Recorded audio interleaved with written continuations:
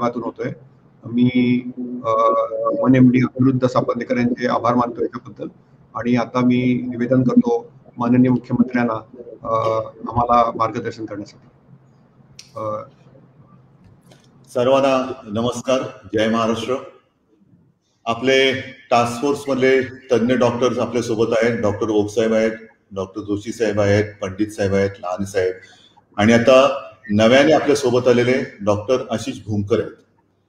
तसं पाहिलं तर मी नव्याने आपल्या सोबत आलेले म्हणताना केवळ एकटं आशिष भूमकर साहेबांचंच नाव घेणं योग्य आणि तुमच्या सर्वांशी बोलताना थोडंसं एकतर्फी होईल.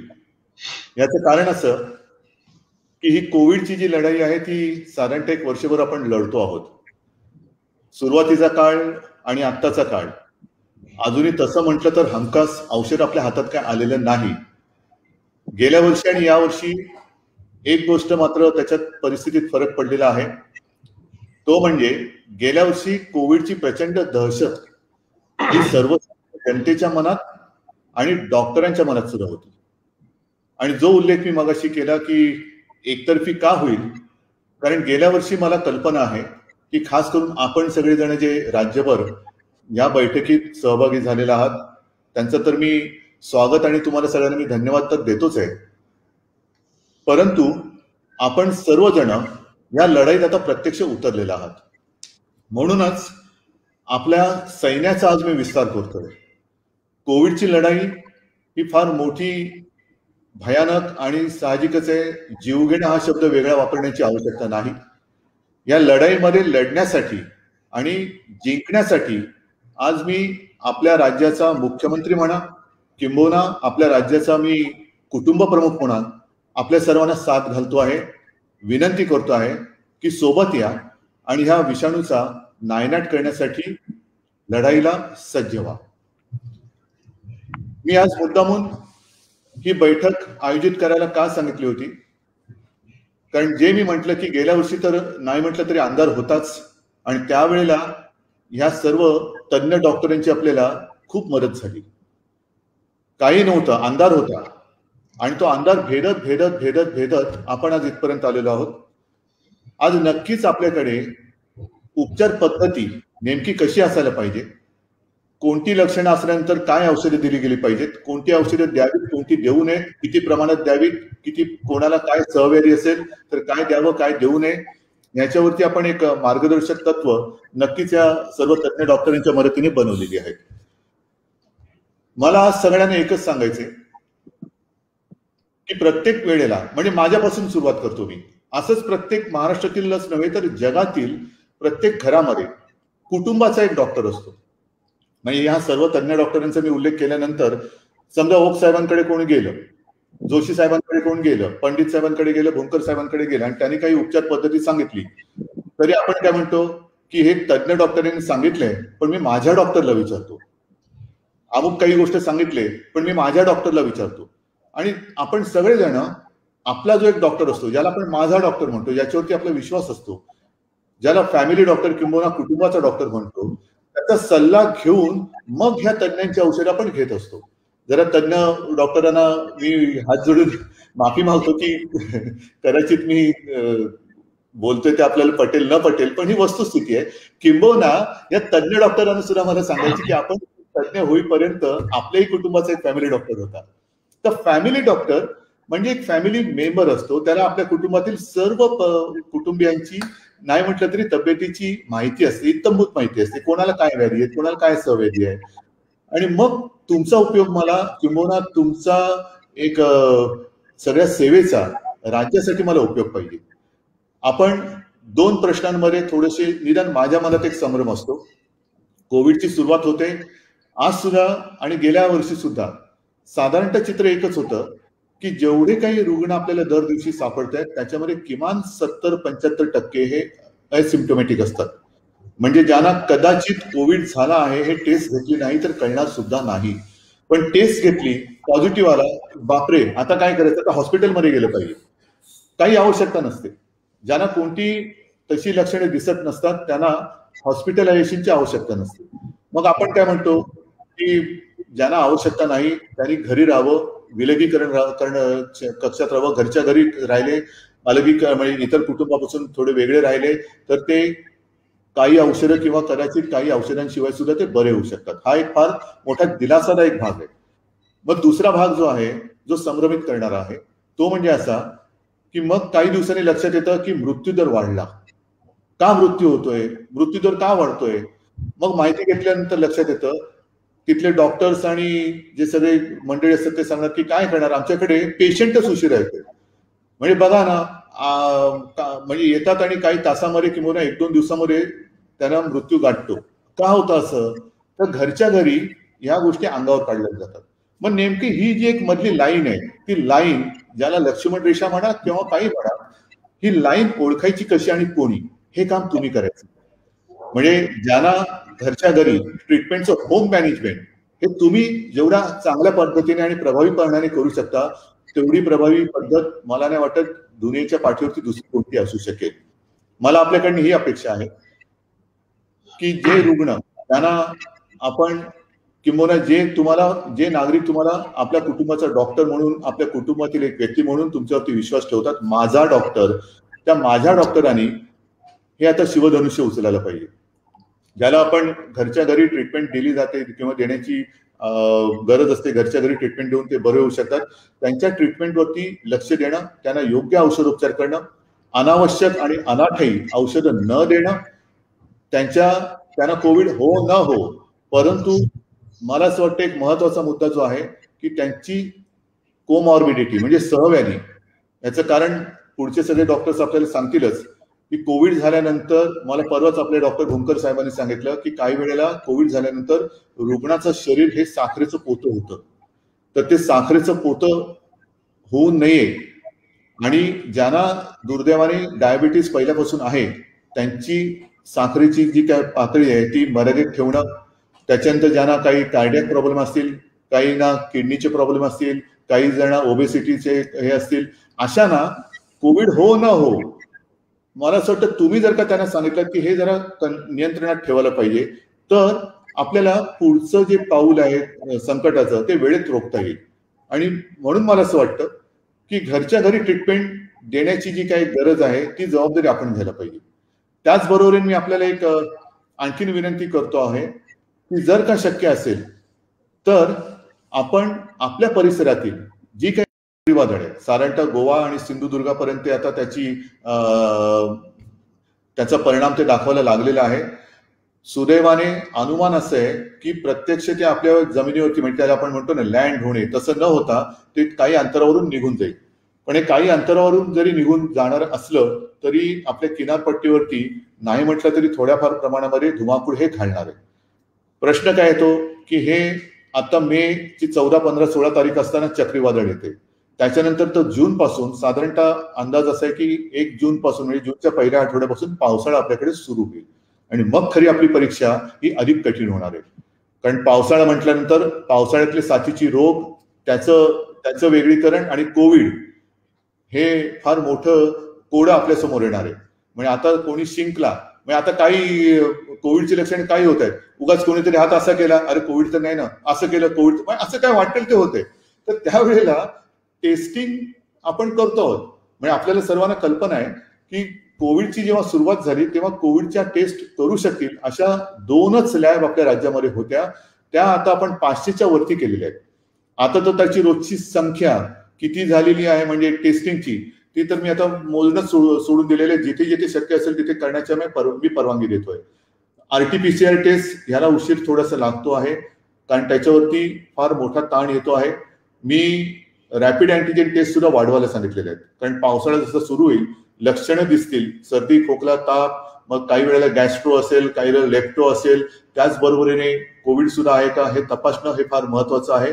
आणि म्हणून मला असं वाटतं की आपण सगळेजण स्वतःच्या जीवाची पर्वा न करता आता रुग्णाचे प्राण वाचवण्यासाठी या रणभूमीवरती उतरलेला आहातच. आपल्याला जे जे काही समर्थन लागेल, जी काही साथ लागेल, साथ म्हणजे ही साथ नाही, सोबत, ती सरकार म्हणून आम्ही द्यायला सज्ज आहोत. मी आपल्याशी बोलताना मगाशी डॉक्टर जोशी साहेबांशी बोलत होतो, आपले काही प्रश्न हे मला दिसत आहेत त्याच्याबद्दल मी डॉक्टर लहाने साहेबांना सांगेन की लहाने साहेब आपण स्वतः लक्ष घाला. त्यांचे काही सेवाबाबत प्रश्न असतील, इतर काही गोष्टी असतील ज्या डॉक्टर ओक साहेबांना सुद्धा कल्पना आहे. आपण तुमचा एकही प्रश्न निरुत्तरित ठेवणार नाही. म्हणजे आता प्रश्न उत्तराच्या ह्यानी नाही मी म्हणत, पण निर्णयाच्या बाबतीमध्ये वेळेवरती माझ्या समोर ह्या सगळ्या समस्या घेऊन या. कुठेही त्याच्यामध्ये कमतरता ठेवायची नाही. कारण सैन्य जर लढायला उतरत असेल तर त्या सैन्याला ताकद देणं हे सरकारचं काम आहे आणि ती ताकद पूर्णपणे हे सरकार दिल्याशिवाय राहणार नाही. तूर्त मला असं वाटतं, मी पूर्वी एकदा लॉकडाऊन असताना बोललो होतो, तीच परिस्थिती आज जवळपास तशीच आहे की सर्व धर्मियांची प्रार्थना स्थळं आज बंद आहेत. कोणी मंदिरात जात नाहीये. मंदिरात जात नाही, मग देव कसा दिसणार? देवासमोर आम्ही जाणार, प्रार्थना करणार, त्याचे आशीर्वाद मागणार, मग देव कुठे आहे? तर तो देव मी तुमच्या रूपामध्ये बघतो आहे. तुम्ही सगळेजण देव आहात, तुम्ही सगळेजण देवदूत आहात. देवदूत बना, या लढाईमध्ये या आणि जिथे देवाचा आशीर्वाद असतो तिथे यश हे नक्की असतं. त्या यशाची अपेक्षा करतो. तुमच्या सगळ्यांच्या सोबतीची अपेक्षा करतो. आपण सुद्धा स्वतःची काळजी घ्या आणि या लढाईमध्ये सामील व्हा. आपल्याला उपचार पद्धतीमध्ये जे काही प्रश्न, ज्या काही शंका असतील त्याचं निरसन, त्याच्यावर योग्य मार्गदर्शन आता हे सगळे आपले रती महारथी करतीलच. पण त्याच्याही नंतर आपल्या मनात कोणत्याही शंका कुशंका असतील तर त्या संकोच न ठेवता विचारा. सगळ्यांची प्रश्नांची उत्तर मिळतील. आणि मात्र महाराष्ट्र जो आपण म्हणतो चांदा ते बांधा, पूर्ण महाराष्ट्र जर प्रत्येक ठिकाणी माझा डॉक्टर हा उभा राहिला तर त्या वस्तीतून, वाड्यातून, पाड्यातून आपण कोविडला हद्दपार केल्याशिवाय राहणार नाही, हा आत्मविश्वास बाळगतो. आणि जोशी साहेब, मला असं वाटतं मी आता माझा माईक म्यूट करतो आणि आपण पुढची सूत्र सांभाळा, सूत्रसंचलन करा. सगळ्यांना पुन्हा एकदा धन्यवाद देतो. जय हिंद, जय महाराष्ट्र. धन्यवाद सर, खूपच छान तुम्ही मार्गदर्शन करताय आणि कुटुंब प्रमुख म्हणून तुम्ही आम्हाला सगळ्यांना प्रोत्साहन देताय. आता मी निवेदन करीन आपले टास्क फोर्स महाराष्ट्राचे अध्यक्ष माननीय डॉक्टर संजय ओक सर यांना आपल्याला संबोधित करायला. डॉक्टर संजय ओक हे माजी डीन आहेत KEM हॉस्पिटल आणि सेंट GS मेडिकल कॉलेजचे. ते पीडियाट्रिक सर्जन आहेत आणि त्यांनी आमच्या पूर्ण टास्क फोर्सला एक मार्गदर्शन केलेलं आहे. तर ओक सर आपल्याला मार्गदर्शन करतील कोविड बद्दल आणि कोविड केअर बद्दल. Doctor Sanjay Oak please. नमस्कार. सर्वप्रथम आजच्या या उपक्रमाबद्दल माननीय मुख्यमंत्र्यांचे आभार मानतो. आपल्या लक्षात येईल, साधारणतः गेल्या वर्षभरामध्ये आपण 3 एक घोषवाक्य घेतली. सगळ्यात पहिल्यांदा आपण घेतलं होतं की माझे कुटुंब माझी जबाबदारी. त्याच्यानंतर आपण घेतलं मी जबाबदार. आणि आता ही तिसरी जी संकल्पना आदरणीय मुख्यमंत्र्यांनी मांडली आहे ती माझा डॉक्टर आहे. आता ह्याच्यामध्ये ना मी अगदी सुरुवातीला स्पष्ट करतो की माझ्या मनामध्ये फक्त MBBS वगैरे असं काहीही नाही. ह्याच्यामध्ये BAMS आहेत, आयुषचे माझे सहकारी आहेत, ज्यांच्याबरोबर मी गेली अनेक वर्ष कार्यरत आहे. आणि मला असं वाटतं की तुमचा रोल काय, आपल्या सगळ्यांचा रोल काय. थोडासा रोल आपला आणि मी राहुल शशांक आम्हा मंडळींचा वेगळा आहे. आम्ही हॉस्पिटलच्या आतमध्ये आहोत, आपण प्रत्यक्ष रणांगणामध्ये आहात. माझ्याबरोबर मोठा फौजफाट आहे, टीम्स आहेत, रेसिडेंट डॉक्टर्स आहेत, इन्व्हेस्टिगेशन्स आहेत. यातलं आपल्याकडे काहीही नाही आहे. आपल्याकडे आहे ती आपली बुद्धिमत्ता, आपण आजवर केलेली निरीक्षण आणि अभ्यास आणि समाजामध्ये आपल्याबद्दल असलेलं एक अतूट असं विश्वासाचं नातं. You are the real first level responders, you are the true ambassadors of health care dispensing. या माझ्या मनातल्या भावना आहेत.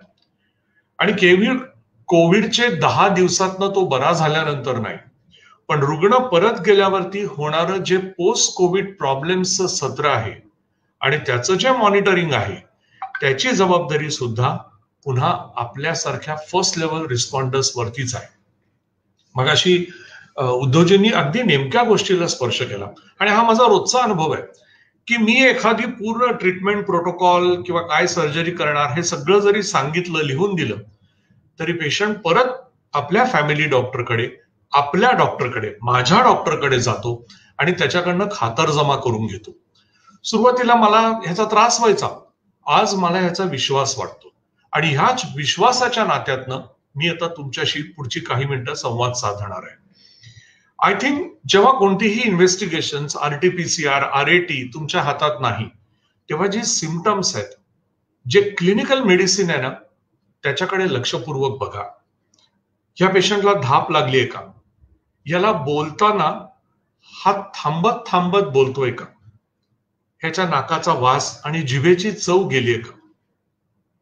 याच्या आवाजाच्या पोतामध्ये फरक पडलाय का? बोलताना मधनच हा असा श्वास घेतोय का? या सगळ्या गोष्टी तुम्हाला सिरियस, पोटेन्शियली सिरियस आणि नॉट सिरियस हे वर्गीकरण करायला क्लिनिकली मदत करतील. संशय ही यशाची पहिली पायरी आहे. आलेल्या रुग्णाला कोविड तर नाही ना, हा संशय पुढचे 4 महिने तुमच्या मनामध्ये असलाच पाहिजे. आपण ऐकलं की आपण आता मान्सूनच्या उंबरठ्यावरती उभे आहोत आणि जे आकडे आहेत त्याच्यानुसार 98% मान्सून यावर्षी देशामध्ये अपेक्षित आहे. मान्सून आला की जलजन्य आजार आले, मलेरिया आला, डेंग्यू आला, लेप्टोस्पायरोसिस आलं, यातलं काही नसलं तरी सर्दी, पडसं, खोकला आणि ताप आला. तेव्हा असे रुग्ण जेव्हा तुमच्या क्लिनिक्समध्ये यापुढे येतील तेव्हा पहिला संशय तुमच्या मनामध्ये येऊ दे, हा कोविड तर नाही ना. ठीक आहे, 100 मधल्या 80% रुग्णांमध्ये तो साधा ताप असेल, मला आनंद आहे त्याचा. पण उरलेले जे 20 असतील ना, त्यांचा जीव वाचवण्यामध्ये आपण यशस्वी होऊ. कारण आज जेव्हा आपण मृत्यूंचं विश्लेषण करतो तेव्हा लक्षात येतं की ह्याला ही लक्षणं गेले 5 दिवस होती, गेले 6 दिवस होती. घरातल्या इतर नातेवाईकांना जर एक लीडिंग डायरेक्ट प्रश्न विचारला तर ते म्हणतात, हो, त्याला थोडी थोडी धाप लागत होती. ही जी थोडी थोडी लागणारी धाप आहे, ही लवकरात लवकर रुग्ण आपल्याकडे आलेलं असताना आपल्या क्लिनिकमध्ये आपल्या निदर्शनाला येणं हीच यशाची पहिली पायरी आहे. आणि तुम्हाला माहितीये की CT, MR, पेट CT काय वाटेल ते असू दे, there is no substitute to good bedside clinical medicine. तेव्हा त्याच्यावरती आपल्याला भर द्यायचा आहे. एक छोटंसं यंत्र SpO2 मॉनिटर हा आपल्या खूप मोठ्या मदतीला येणार आहे. फक्त 3 आकडे लक्षात ठेवा. प्रत्येकाचं SpO2 98, 100 असेल अशी अपेक्षाच करू नका.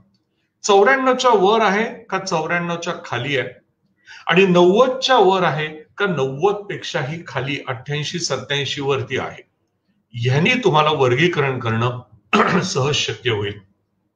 माझा सहकारी राहुल पंडित गेले वर्षभर आम्हाला 6 मिनिट वॉक टेस्ट बद्दल बोलतोय. रुग्ण छान असतो, आपल्याशी चांगला गप्पा मारत असतो, त्याची लागणारी धाप ही त्याच्या काहीशा अभिनयाखाली झाकली गेलेली असते. पण अशा रुग्णाला जर तुम्ही 6 मिनिट जस्ट चालायला सांगितलं तर त्याला ही धाप स्पष्टपणे लागते. त्याचं SpO2 रिडिंग 3% जास्त लेवलनी खाली गेलेलं असतं. मी तुम्हाला माझा स्वतःचा अनुभव सांगतो. मला गेल्या वर्षी जून मध्ये कोविड झाला आणि मी राहुलकडे ऍडमिट होतो. ICUतनं लवकरात लवकर बाहेर काढ, रूम मधनं लवकर घरी पाठव, ह्याचा आग्रह मी राहुलकडे धरला होता. आणि एक दिवशी त्यांनी मला सांगितलं की सर चला 6 मिनिट वॉक टेस्ट करा. मित्रांनो, मी 3 मिनिटापेक्षा जास्त चालू शकलो नाही आणि राहुल म्हणला, सर आता कळलं मी तुम्हाला का ठेवलंय ते. ही वस्तुस्थिती आहे, ही माझी स्वतःचा अनुभव मी आज तुम्हाला वर्णन करून सांगितला. इतका या 6 मिनिट वॉक टेस्टचा महत्वाचा भाग आहे. RT-PCR ला पर्याय नाहीये, तेव्हा कृपा करून आपण RT-PCR नको ह्याचा आग्रह रुग्ण सुद्धा तुमच्याकडे धरतील. त्याचं कारण वेगळं आहे, त्यांना त्यांची दप्तर दरबारी नोंद व्हायला नकोय, पण ते योग्य नाही. तेव्हा RT-PCR करायला हवा. CT स्कॅनला लिमिटेड व्हॅल्यू आहे. आज CT स्कॅनमुळे इतका त्रास झालाय, खरं सांगायचं तर, की ते जे गाजलेलं मराठी गाणं आहे ते मला या ठिकाणी उद्धृत करावं असं वाटतं की जरा चुकीचे जरा बरोबर बोलू काही, चला दोस्त हो CT स्कॅन वर बोलू काही. हे जे CTचे स्कोर येत आहेत, या CTच्या स्कोरनी फार गोंधळ घातलेला आहे. ग्राउंड ग्लास ओपॅसिटीज, GGOचं डिस्ट्रीब्युशन या CT स्कोर्स कडे येतं. मी तुम्हाला सांगतो, पुन्हा माझा स्वतःचा अनुभव सांगतो. मी बरा होऊन कामाला लागलो हॉस्पिटलमध्ये, पण माझ्या CT स्कॅन मध्ये पांढरे ढग होते. 4 महिन्याचा काळ लागला CT स्कॅन क्लिअर होण्यासाठी. तेव्हा CT स्कॅनची किंमत आहे, पण CT स्कॅन डायग्नोस्टिक नाही.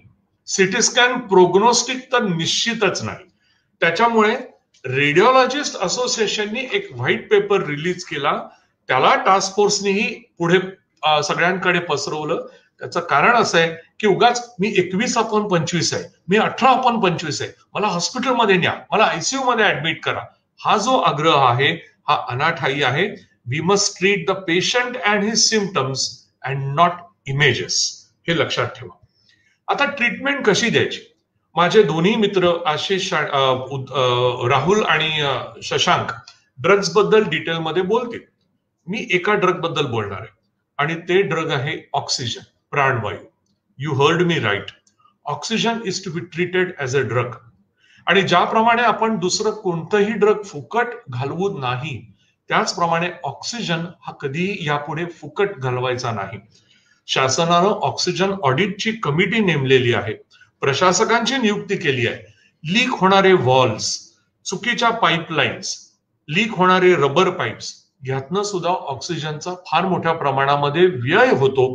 तो आपल्याला यापुढे चालणार नाही.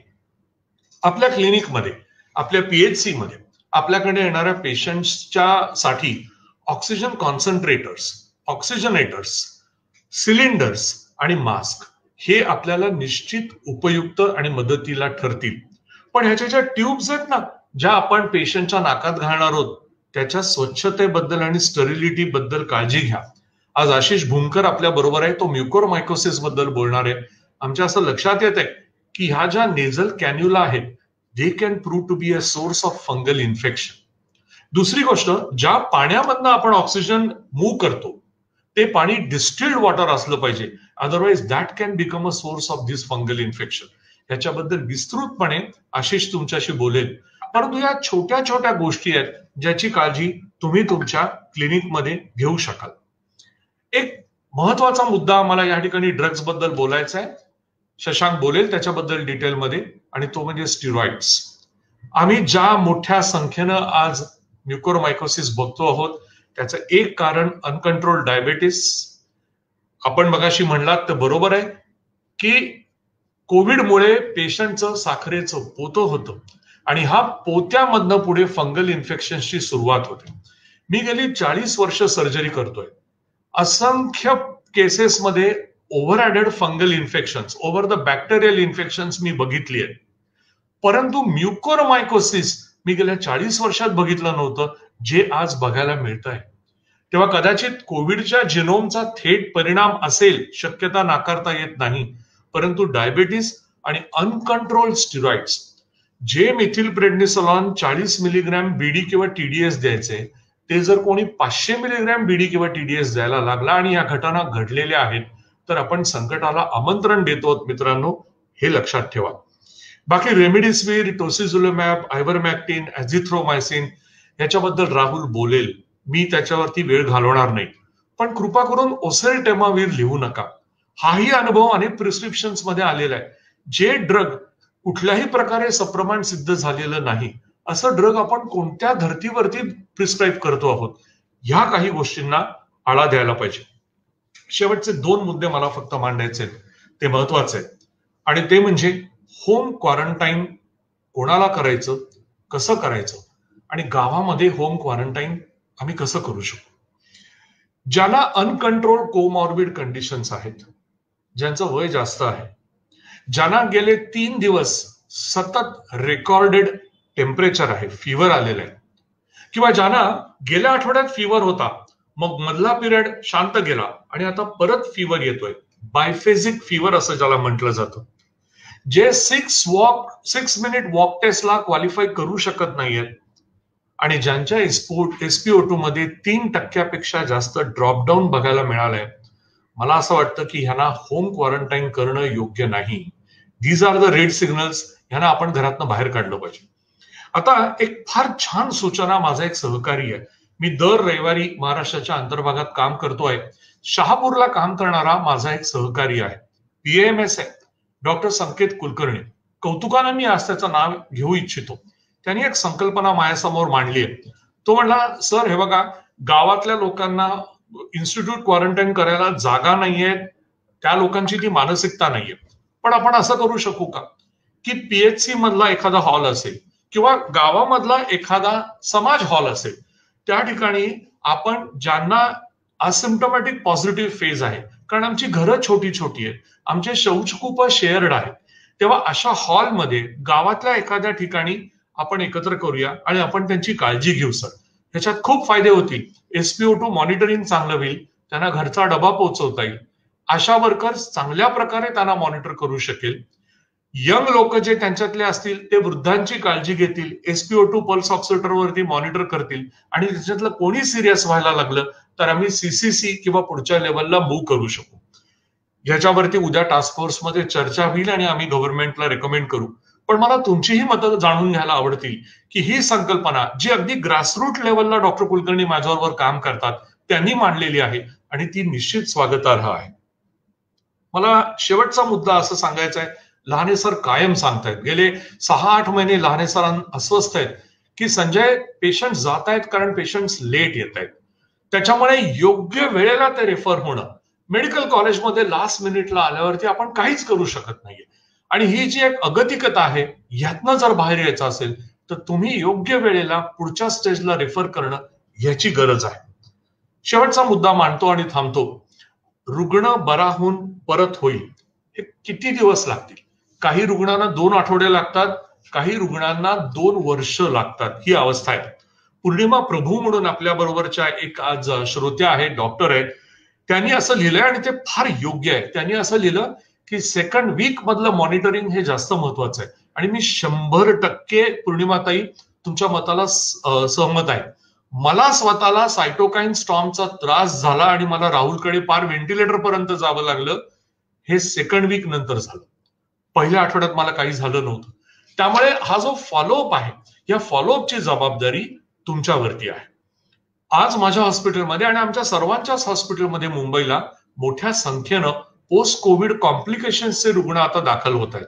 त्याच्यात फंगल इन्फेक्शन्स आहेत, म्युकॉर आहे, म्युकॉर नसलेलं कॅन्डिडायसिस आहे आणि थ्रॉम्बो एम्बॉलिक एपिसोड्सचे इव्हेंट्स आहेत. मग त्याच्यात कॅव्हर्नस सायनस थ्रॉम्बोसिस आहे, हार्ट अटॅक्स आहेत, स्ट्रोक्स आहेत, पेरिफरल गँग्रीन्स आहेत. ह्या केसेस आज आम्हाला बघायला मिळत आहेत. मला असं वाटतं की ह्याचं मॉनिटरिंग आणि अर्ली डायग्नोसिस हे सुद्धा मी आपल्याकडनं अपेक्षा करतो. आज पुन्हा एकदा मुख्यमंत्र्यांचे आभार मानतो आणि या टास्क फोर्सचा सदस्य आम्ही सगळेच जण आहोत. मला असं वाटतं की मी डॉक्टर झालो याचं माझ्या आयुष्यातलं सर्वात उत्तम वर्ष जर कुठलं असेल वैद्यकीय पर्स्पेक्टिव्ह मधनं तर ते गेलं 1 वर्ष आहे. हीच माझी त्यामागची भावना आहे. धन्यवाद. धन्यवाद सर. ओक सरांनी आपल्याला खूप छान मार्गदर्शन केलेलं आहे आणि आपण 2 गोष्टी बघतो आहोत की आपल्याला ही जी कोविडचा जो पूर्ण शेड्यूल आहे त्याच्यात त्यांनी सांगितलेलं आहे आपल्याला. तर आपण इंग्लिश आणि मराठी अशा दोन्ही भाषांमध्ये बोलणार आहोत, कारण मला जाणीव आहे की खूप लोकांना मराठीत पण बोललेलं आवडेल आणि त्या अनुषंगाने आपल्याला बोलायचं आहे. तर मी होम बेस्ड केअरवर आता बोलणार आहे आणि होम बेस्ड केअरच्या अनुषंगाने मी आता थोडंसं एक प्रेझेंटेशन देणार आहे. ते प्रेझेंटेशन विजिबल आहे की नाही मला माहित नाही, पण COVID care at home, that is what I am going to talk on. आणि as doctor Oak has told us की home care is very critical and crucial आणि that is something which we need to understand better. So in the next 15 minutes what I am going to tell and share with everybody is how to manage people at home.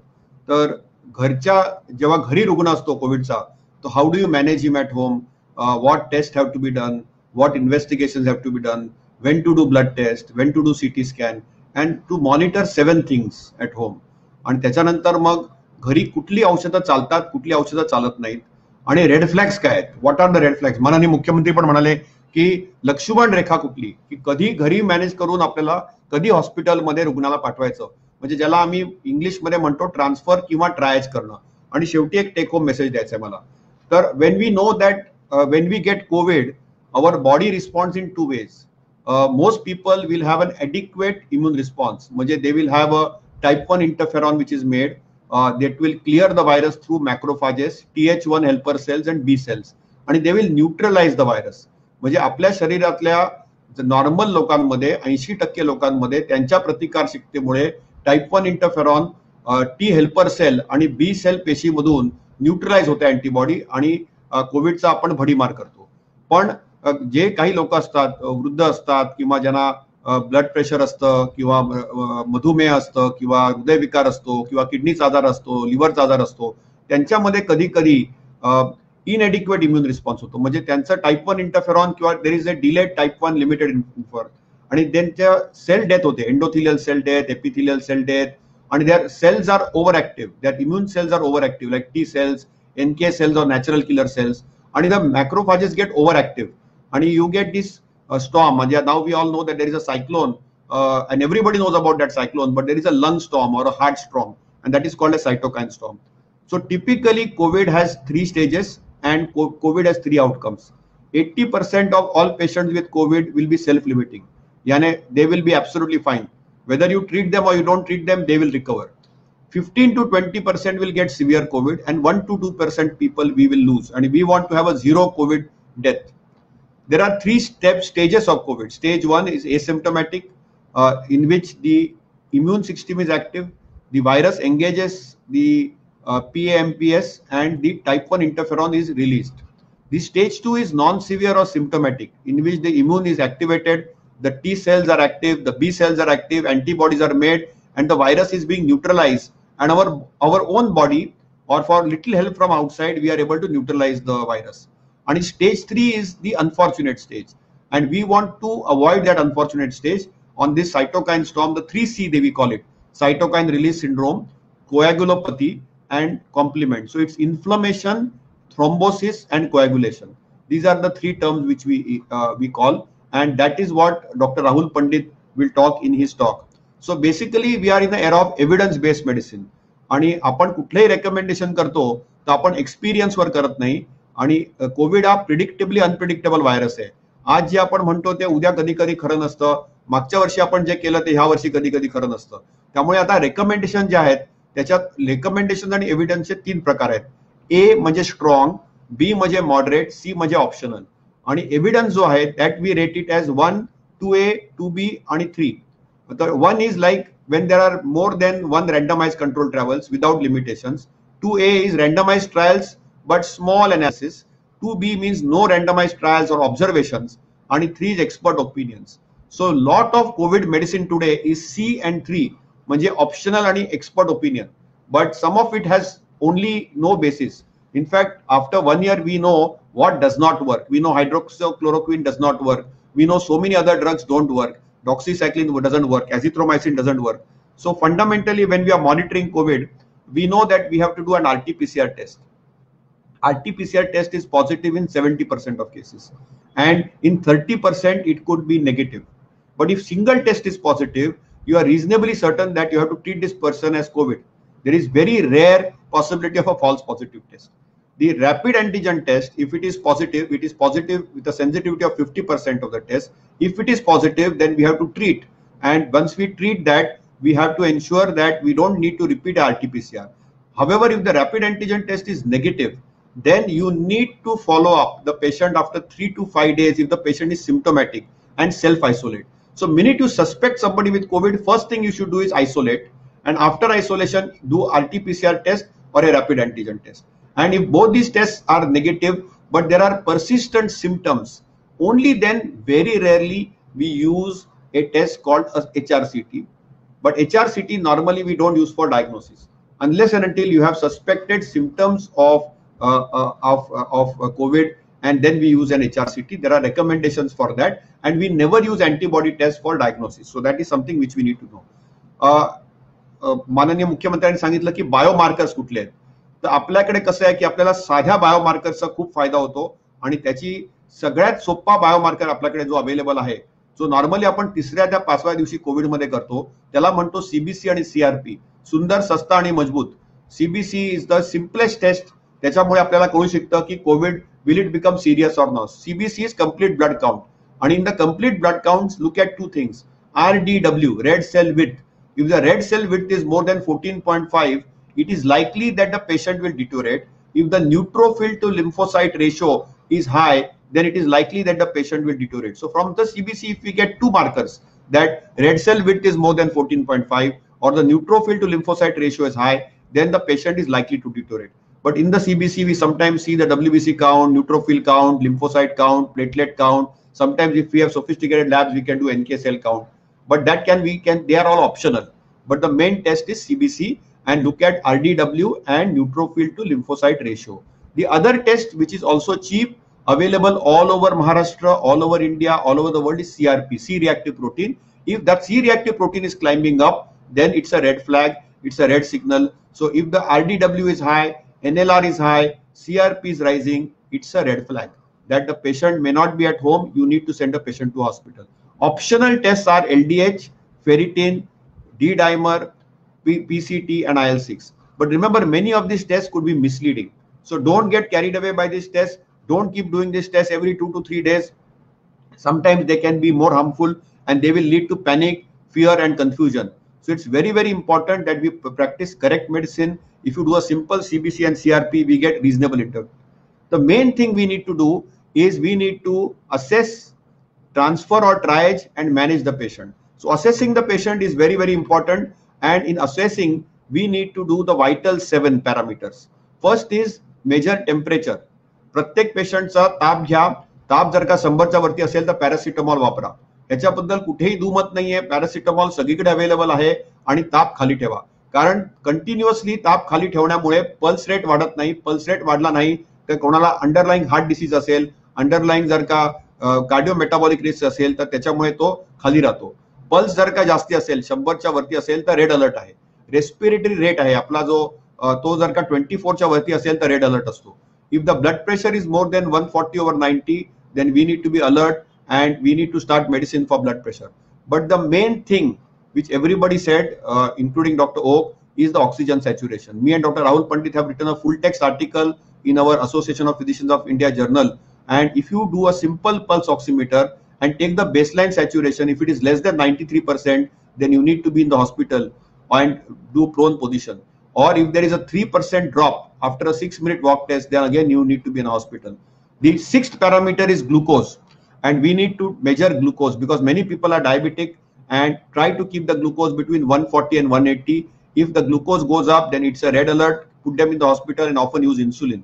And the 7th vital sign, and Dr. David Klonoff just published a paper 2 days back, that the main thing in COVID care is telephone and digital connectivity. Today also, you are all connected because of a smartphone, because of a computer, because of a TV screen. So these are the 7 things in home care that monitor temperature, pulse, respiratory rate, blood pressure, oxygen saturation, glucose and digital connectivity. When you're managing patients at home, often the relative talks to you. Please talk to the patient. You can immediately pick up a COVID patient by the speech of the patient. If the patient is out of breath, if the patient cannot speak properly, patient is feeling tired talking to you, that means that this patient is not well. And you need to triage the patient. So symptoms are fever. If the fever persists for more than 5 days, then you need to keep the patient in hospital. If the patient is persistently tired and fatigued, you need to keep the person in the hospital. If there is dry hacking cough more than 5 days, then you need to keep the patient in the hospital. And if there is dry hacking cough for more than 5 days, sometimes we give inhaled budesonide. There's a trial published in the Lancet couple of weeks back that this may help. But remember, if the cough मधून जर का sputum आली तर मात्र secondary infection असेल तर कधी कधी अँटीबायोटिकचा फायदा होतो. नाही तर ड्राय कॉफ साठी पर्सिस्टंट 5 डेच्या वरती असेल तर sometimes you need hospitalisation. Some people have experiencing loss of smell and taste. If there is lack of smell and taste, we know it is Covid. You don't even need RTPCR. कित्येक वेळा RTPCR negative येते, rapid antigen test negative येतो, पण वास जातो आणि चव जाते. चव आणि वास गेली तर 2 गोष्टी अतिशय क्लिअर आहेत की तुम्हाला कोविड 100% आहे आणि हा कोविड युजली रिकवर होतो. सगळे रिकवर होतो असं नाही, पण usually. Aches and pains are non specific. Nasal congestion, runny nose, sore throat are also symptoms आणि very rarely you can get diarrhoea. आता कम्युनिटी ट्रान्समिशन आहे त्याच्यामुळे आपल्याला कुठून आले ते बघायची गरज नाहीये. आणि बघा, डॉक्टर असाल तुम्ही, सगळे फ्रंटलाईन वर्कर आहात, हेल्थकेअर वर्कर आहात, तर तुम्हाला सगळ्यात जास्ती रिस्क असते कोविडची. आपल्या सगळ्यांना रिस्क आहे. आणि we have to detect only 1 Lakshman rekha. Covid time table is 14 to 21 days and that is happy hypoxia. Happy hypoxia हे रेकॉग्नाइज करणं फार महत्वाचं आहे. कधी कधी COVID first time comes with a stroke, with a fit or a seizure, with diabetic ketoacidosis or even with a heart attack. That also we should recognize. In COVID times, every patient is presumed to be positive unless proven otherwise. So we do a simple score called न्यूज score ह्याचा app available आहे. All of y'all can download the app and this is called as national early warning score. त्या app मध्ये काय आहे, respiratory rate आहे, saturation आहे, systolic blood pressure आहे, पल्स आहे, कॉन्शियस लेवल आहे आणि टेम्परेचर आहे.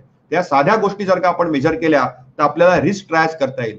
आणि सगळ्यात महत्वाची जी टेस्ट आहे ती 6 मिनिट वॉक टेस्ट आहे ऑक्सिजन सॅच्युरेशन साठी. तर ट्रायज करणे फार महत्वाचं आहे. तर which patient will be in red signal, which patient will be yellow, which patient will be green, which patient will go how. So if the patient is unstable, then you might need to put him in hospital, some in the ward, and some people might need other non-COVID care also if they are in the green.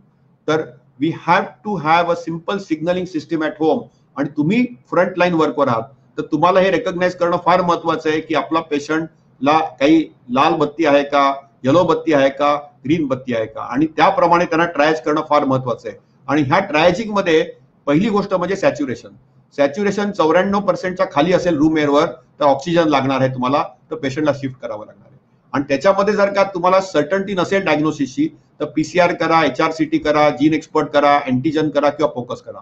आणि red flags मध्ये news score बघा 5च्या वरती आहे की नाही, एक कुठलाही news parameter more than 3 आहे का, सडनली ब्रेथलेस झालाय का, किंवा पॉझिटिव्ह वॉक टेस्ट आहे का, या साध्या गोष्टींवरून आपण पटकन ट्रायज करू शकतो. आणि मग पटकन आपण ट्रान्सफर किंवा ट्रान्सपोर्ट करू शकतो, अँब्युलन्सला बोलू शकतो. कारण अर्ली अप्रोप्रिएट हॉस्पिटलायझेशनमुळे, जसे डॉक्टर लहाने सर आणि डॉक्टर ओक सर नेहमी म्हणतात आम्हाला की लवकर जर का तुम्ही त्यांना पिकअप केलं तर पटकन आपण त्यांचे जीव वाचवू शकतो.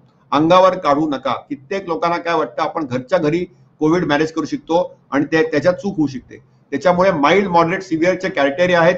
मी याच्या डिटेलमध्ये जाणार नाही कारण moderate and severe doctor Rahul Pandit will discuss. But don't get misled की सिटी स्कॅन मध्ये काही पॉझिटिव्ह आलेलं आहे. तर सिटी स्कॅन जोपर्यंत 50% वरती जात नाही तोपर्यंत घाबरायचं कारण नसतं. तर how do you manage? Out patient management मध्ये the main care is supportive care, supportive care and supportive care. Isolate the patient. If the patient has symptoms then we need to triage the patient. If the patient is breathless, then you need to, and if there is a worsening of respiratory status, then you need to check the vitals, physical exam and transfer the patient. So acute COVID timetable is 14 to 21 days. Post COVID timetable is 3 months. Right drug, right approach, right time. Don't use antimicrobials or antiparasitic agents without evidence base. Insist to speak to the patient on the phone. Patient ची फोनवर बोला, पेशंटला virtually video कॉलवर बोला. तुम्हाला 2 मिनिटात, तुम्ही सगळे डॉक्टर आहात, तुमच्याकडे खूप एक्सपिरियन्स आहे, तुम्ही 2 मिनिटात पकडू शकता की हा पेशंट टॉक्सिक आहे की टॉक्सिक नाही आहे आणि लगेच त्याला मग तातडीने शिफ्ट करा. आता हू शुड बी मॅनेज्ड आणि what is the red signal? All patients who are breathless, who saturation is less than 94 in room air at sea level, and if symptoms are like chest pain, tightness, dizziness, confusion or mental status is not up to the mark, immediately transfer that patient. And must have, if there are older people with medical conditions, if there are older patients with medical conditions, they are likely to progress, shift them to a hospital care. So what is the treatment? Is there a treatment? Well, most of the treatments have failed. Okay, last week the government of India and the Drug Control General has approved in the first 3 days a cocktail, Lytic cocktail, which one of the ex-presidents of US had taken. That is an injection. It is called as the monoclonal antibody for mild to moderate COVID. It's only useful in the first 3 days, and that is basically a combination of caricimab with idavimab or belavimab with itolizumab. These are all tongue-twisting medicines. These are emergency use authorizations. They will be very expensive, 50,000 to 1 lakh rupees, and they may not be able to be going up to the mark. But this may be available. But most of the times we don't give hydroxychloroquine, chloroquine, azithromycin. Do not use steroids at home. Do not use steroids at home unless the patient is deteriorating and to transfer the patient. Do not use antibacterial or antimicrobial therapy unless there is secondary infection. So there is no role for azithromycin or doxycycline unless there is secondary infection. And all other therapies, including ivermectin, are investigational.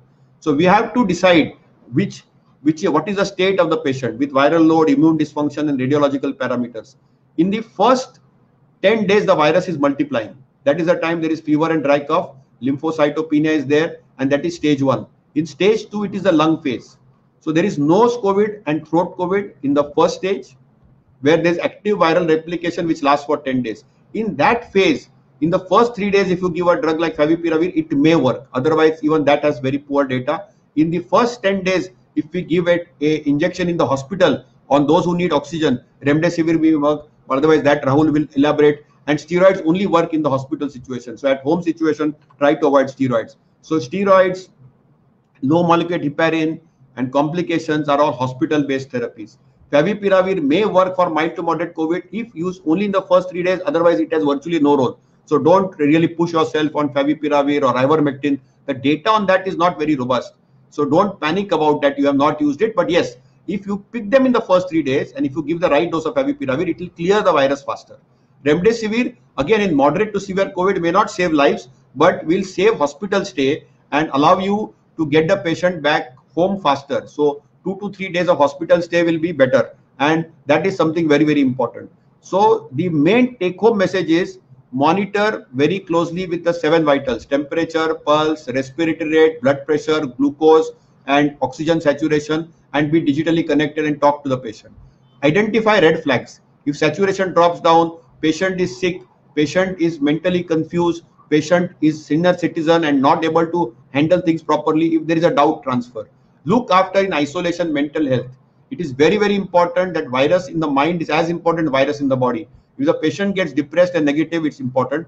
And home precaution for family. Remember, when the patient is positive at home, everybody at home should wear a mask, and preferably a double mask. Wear a surgical 3-ply mask with a cloth mask on top of that, or an N95 mask. Then the single mask is okay. And remember, whenever in non-COVID care also, if a person like a maid is going to come home, then it is better to wear a mask when the person is home. The post-COVID complications, there is a tsunami. The 3-month period or 100-day period, there is lung fibrosis. People might get breathless. There are cardiac issues. So if you have a cardiometabolic risk, you should be on aspirin and statin. If there is diabetes, you need to give insulin, and you need to control diabetes very tightly. Lot of people get fatigued and they get mentally tired and exhausted. They feel negative and depressed. See a psychiatrist or a counselor if required. Have a mind coach. And we often have a post-COVID care OPD. The biggest problem is we use steroids. And because of steroids, you get diabetes. Because what happens when the steroids are used? The insulin is made too much. There is a lot of fat which is dissolved. A lot of glucose is poured out by the liver, and muscles also pour out the glucose. So basically, there is a glucose diarrhea from the liver, from the muscle, from the fat tissue, and the pancreas make too much of insulin. And that is why after steroids, you get diabetes. And that's something very common. So we are getting a tsunami now of steroid-related diabetes. And therefore, all patients with steroids, we tell them to buy a sugar testing machine at home or a AGP machine at home. They need to monitor their glucose daily. And we need to ensure that if the sugar is above 180, it's a red flag. And we try to keep the glucose well controlled. In the hospital, we try to keep the sugar between 110 and 140 or 140 to 180. And remember, we don't need tight control. If somebody is having a life-threatening illness, or somebody is with dementia, senior citizen, risk for following, or is not eating properly. So how do you treat people with steroids and diabetes? Well, if there is short-acting steroids, we need to give insulin. If there are long-acting steroids, we need to give a mixture of insulin. And if somebody has never taken treatment, sometimes we can give tablets also. So remember, if the sugar is persistently about 200, please start them on insulin in COVID times and start them on a simple thing. Never overuse the steroid dose in the hospital more than 40 milligram twice a day of methylprednisolone or 6 milligram of dexamethasone. And the standard dose of insulin is 0.3 IU per kg per day. If you need any insulin protocol, just email me. I'll be happy to send it. My last 2 slides, which I'm going to talk, is there is a word called variants of concern or these mutants. Everybody's scared. What are these mutants? Will the treatment work on the mutants? So there is no role for plasma therapy. There is absolutely no role for plasma therapy. So that's something which we need to recognize. This single mutant, double mutant, triple mutant, what is that? So the mutant predominantly seen in Maharashtra is B1.6.1.7, and there are 3 of them, 1, 2, and 3. All we know is they transmit fast, they recover fast, and their virulence is low. So virulence is unknown, but they go in clusters. खूप लोकांमध्ये एका घरी पूर्वी 10 लोक असते आणि पहिल्या wave मध्ये फक्त 2 किंवा 3 लोकांना संसर्ग होत होता, तर आता 10च्या 10 लोकांना संसर्ग होतो. तर म्युटंटला घाबरू नका. म्युटंट म्हणजे व्हायरस वेगवेगळे कपडे घालतोय, फक्त तो स्प्रेड फास्ट होतोय, पण तो रिकव्हरी तितकाच फास्ट होतोय आणि केस फॅटॅलिटी रेट लो आहे. आणि ह्या म्युटंट वरती नेक्स्ट क्वेश्चन असतं वॅक्सिन. कुठला वॅक्सिन घ्यावं, दुसरा डोस कधी घ्यावा, अँटीबॉडी टेस्टचा काही रोल आहे का? तर पहिली गोष्ट म्हणजे आपल्याकडे आता 3 वॅक्सिन आहेत, कोवॅक्सिन, कोविशिल्ड आणि Sputnik. Covishield and Sputnik are the adenovector vaccines. In the Covishield vaccine, we know that there is a chimpanzee-based adenovector, and the Sputnik vaccine has two different vaccines, and Covaxin is a killed vaccine. Whichever vaccine is available nearby, take the first dose. Second dose for Covaxin should be after 1 month. If it is not available, you can stretch it up to 1.5 months. Second dose for Covishield is after 3 months. Try to not stretch it beyond 3 months. And the second dose for Sputnik is after 1 month. Don't stretch it beyond 1.5 months. So simple formula is 1.5 and 3 months. And don't try to stretch it beyond that. That is what the data says. Suppose by mistake it gets stretched out and your dose is delayed, don't panic. Still you will be protected, because the later you give, the better is the immune response. So don't panic about it at all. What about antibodies? Do not do antibodies. Most of the antibody tests which we do in the commercial space are triple antibodies, IgM, IgA, IgG. That test is of no good. Even after the vaccine, often the value may be 0. Some people do IgG. It used to be done before plasma donation. Now we don't do plasma donation anymore. We know plasma has no use. All the trials have shown it is absolutely of no use, and it is not there in any protocols now. All protocols are removing plasma out. So IgG antibodies also have no meaning. If you really want to study in research, we do something called as virus neutralization test or neutralizing antibody that is not freely available. So after a vaccine, don't chase antibodies, don't chase those spike protein antibodies. You will see many people get COVID even after 1 dose or 2 doses. Usually it is mild, and even after 2 doses, you might have immune escape. So a lot of people call me up and say, we took 2 doses of vaccine, we still got COVID. That's a very rare event. But even if it occurs, don't panic and don't go by that antibody level. It can be misleading. Antibody is currently a research tool. It is not routinely recommended. Main thing is lifestyle. Lifestyle. कारण तुम्हाला जर का Covid मधून बाहेर पडायचं असेल तर वेळेवर खा, कमी खा, हळू खा आणि योग्य ते खा. त्यानंतर थोडासा योगा करा, प्राणायाम करा, ब्रीदिंग एक्सरसाइज करा, सूर्यनमस्कार करा आणि वेळेवर झोपा. ऍटलीस्ट 7 तास झोपा आणि हसत खेळत राहा आणि 1-2 तास डिजिटल डिटॉक्स करा. मी माझ्या सगळ्या पेशंटना आणि सगळ्या डॉक्टर मंडळींना हात जोडून विनंती करतो की रोज 2 तास फोन बंद करा, डिजिटल डिटॉक्स करा, स्मार्ट स्क्रीन किंवा टीव्ही बघू नका आणि ऍटलीस्ट 7 तास झोपा. एवढ्याच गोष्टी सांगतो मी. आणि 3 गोष्टी आहेत की जर का घरी असाल तर सेफ राहा आणि साफ राहा. म्हणजे step back, stay home, slow the spread and stay clean. That's all I think I want to say. And we need to be responsible. I congratulate our honorable Chief Minister for making us responsible and imposing faith on doctors and being led by science. We know that it's a predictably unpredictable virus, but we need to save lives. And if there is anything, you can always feel free to email me. I'll always be available on email. Now I'll request Dr. Rahul Pandit. He will tell you. I told you what you can do at home. But now Dr. Rahul Pandit will tell you what you can do in a hospital, when to go to hospital, what treatments are given in hospital, what works in the hospital and what doesn't work in hospital. And Dr. Rahul Pandit is a chief of critical care of the Fortis group of hospitals. He's a very close friend of mine. We actually got connected in COVID times. He's like a brother to me. And me, Dr. Rahul Pandit and Dr. Oak almost had COVID almost at the same time. One was managed at home, one in the hospital, and one had severe COVID. So we all can be categorized as mild, moderate, and severe categories of COVID. And we are quite open about it, and we have talked about it. So Dr. Pandit will further now take us through the journey in the hospital.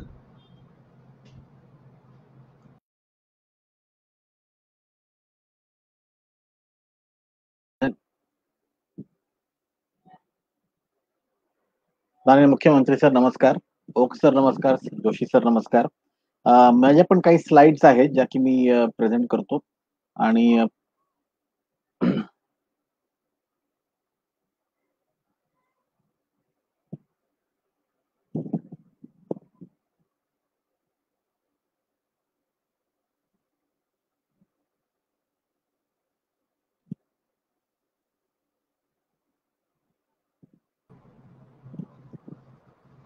can you see my slides?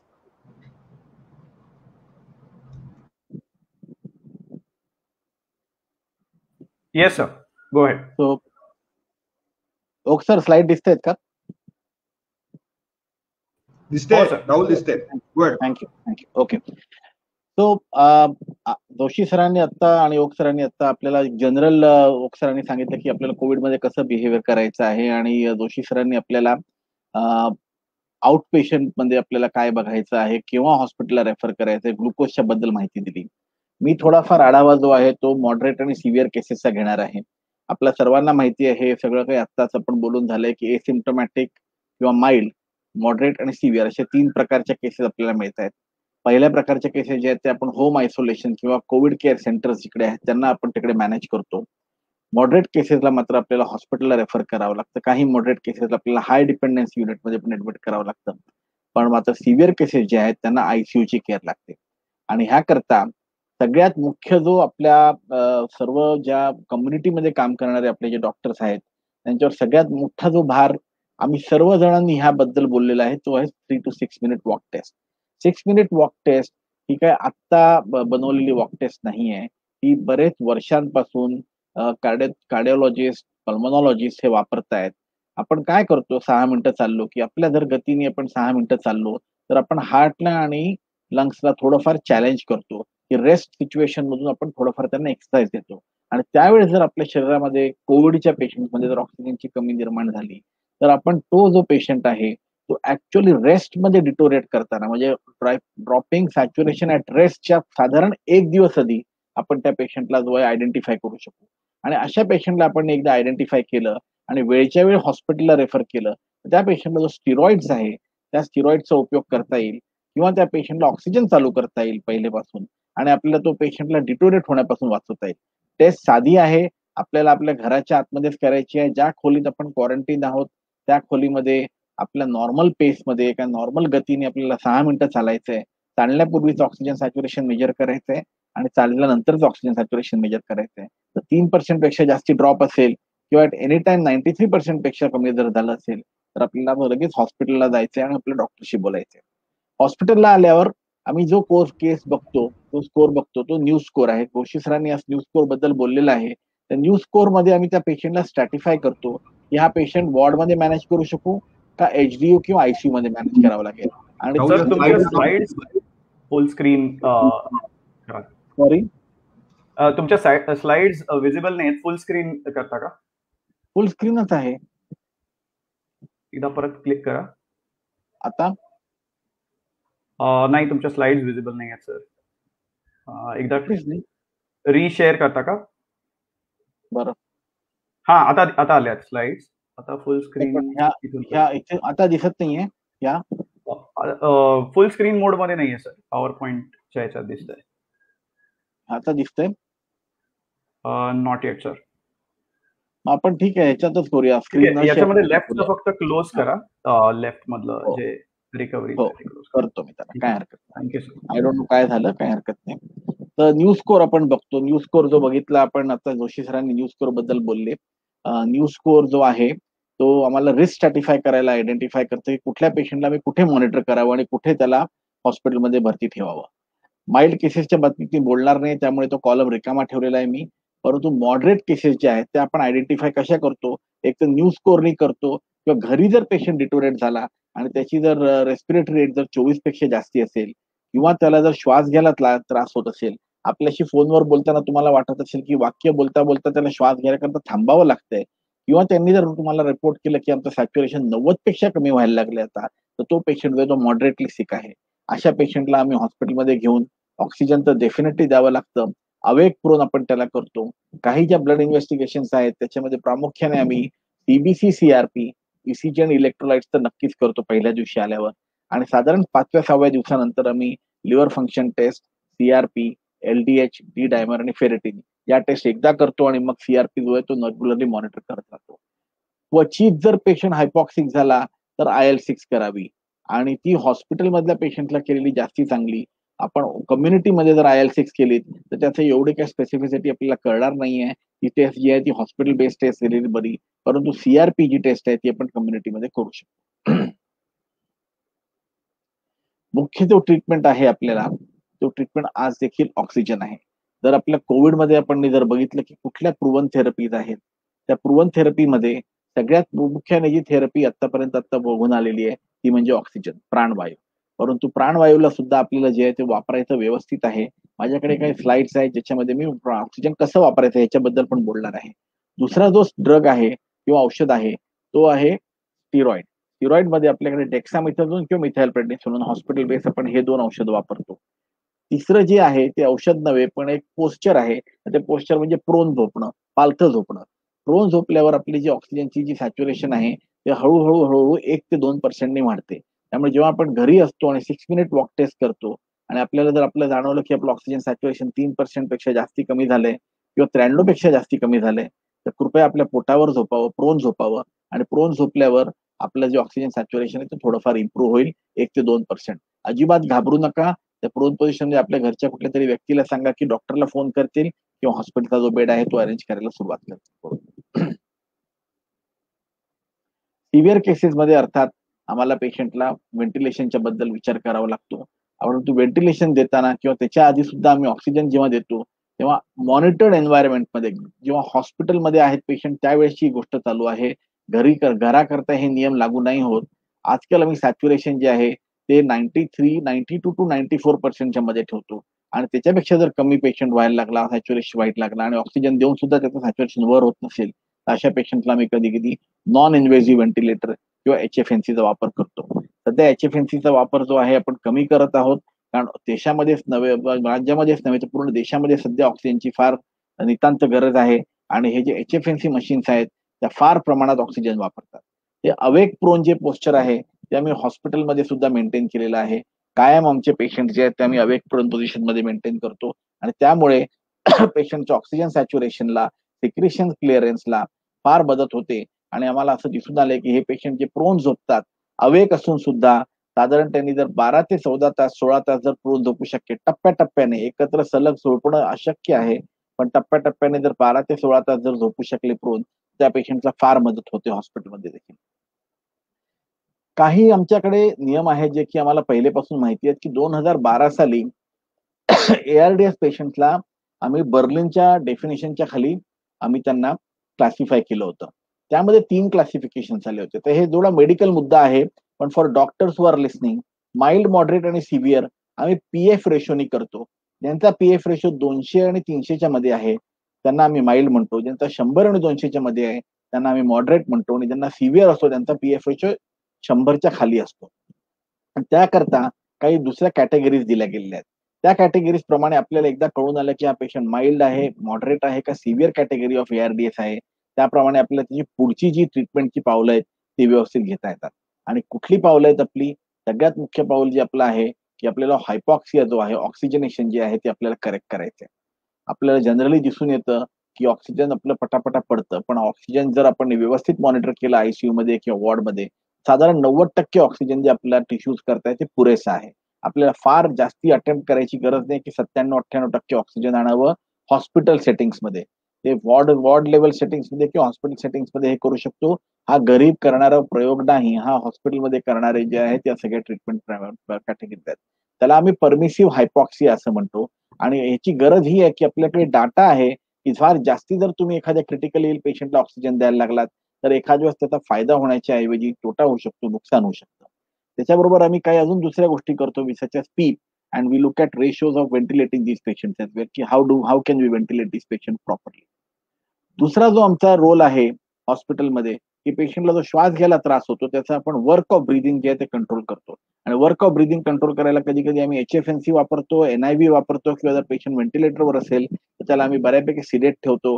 कधी कधी muscle relaxation देऊन त्यांना पूर्णपैकी झोपवतो देखील आणि sedation द्यावं लागतं आम्हाला. आता मी पुढच्या मुद्द्याकडे येतो की आपल्याला सगळ्यांना वाटतं की CT स्कॅन खराब आहे. या 2 फोटोजकडे बघा आपण. हा फोटो वरचा A आहे आणि खालचा जो आहे तो B आहे. A चा जर स्कोर बघायला आपण तर A चा स्कोर एवढा काही फार येणार नाही. तो 12 ते 15च्या मध्ये स्कोर येईल. परंतु B स्कॅनचा जर स्कोर बघाल तर तो ऑलमोस्ट 25/25 स्कोर आहे. पण जेव्हा आम्ही त्यांचा PF रेशो केला तेव्हा तुम्ही बघू शकता की दोघांचा पण PF रेशो जो आहे तो 95 पेक्षा 100 पेक्षा कमी आहे. एकाचा 95 आहे आणि दुसऱ्याचा 84 आहे. ही स्लाइड सांगण्याचा मुद्दा हा आहे या स्लाइडवरून की नुसता CT स्कॅन बघून तुम्ही घाबरून जाऊ नका. हा आम्हाला इंटरप्रिट करू द्या CT scan.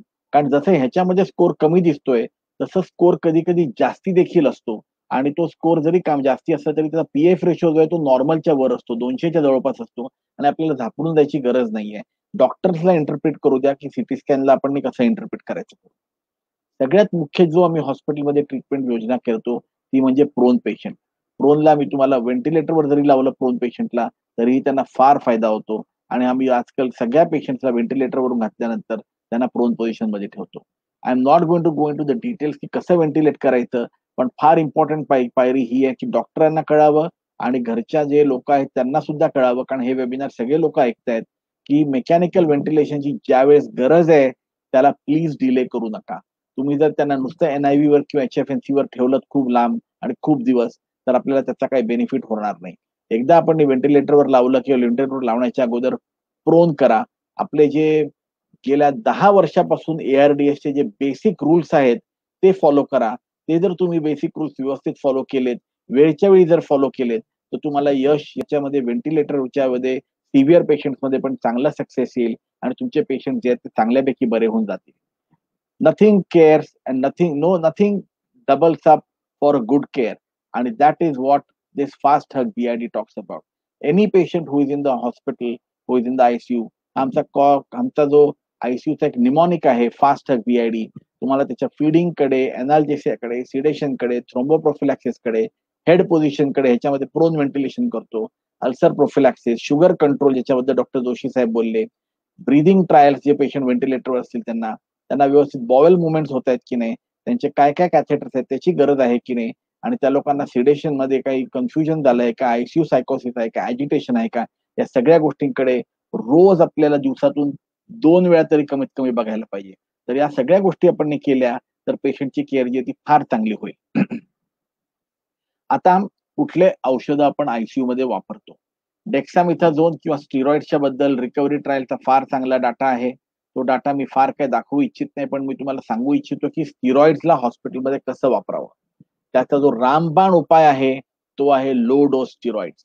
Low dose steroids म्हणजे IV methyl prednisolone 1 to 1.5 milligram per kilogram per day maximum, जे की साधारण 40 मिलीग्रॅम दिवसातून 2दा, किंवा जर सायटोकाईन स्टॉर्म तुम्हाला वाटत असेल तर मॅक्सिमम दिवसातून 3दा तुम्ही देऊ शकता, which equals to dexamethasone 6 milligram दिवसातून 1दा किंवा मॅक्सिमम 2दा, which equals to hydrocortisone 50 milligram दिवसातून 4 वेळा किंवा 40 मिलीग्रॅम्स ऑफ प्रेडनिसोलोन.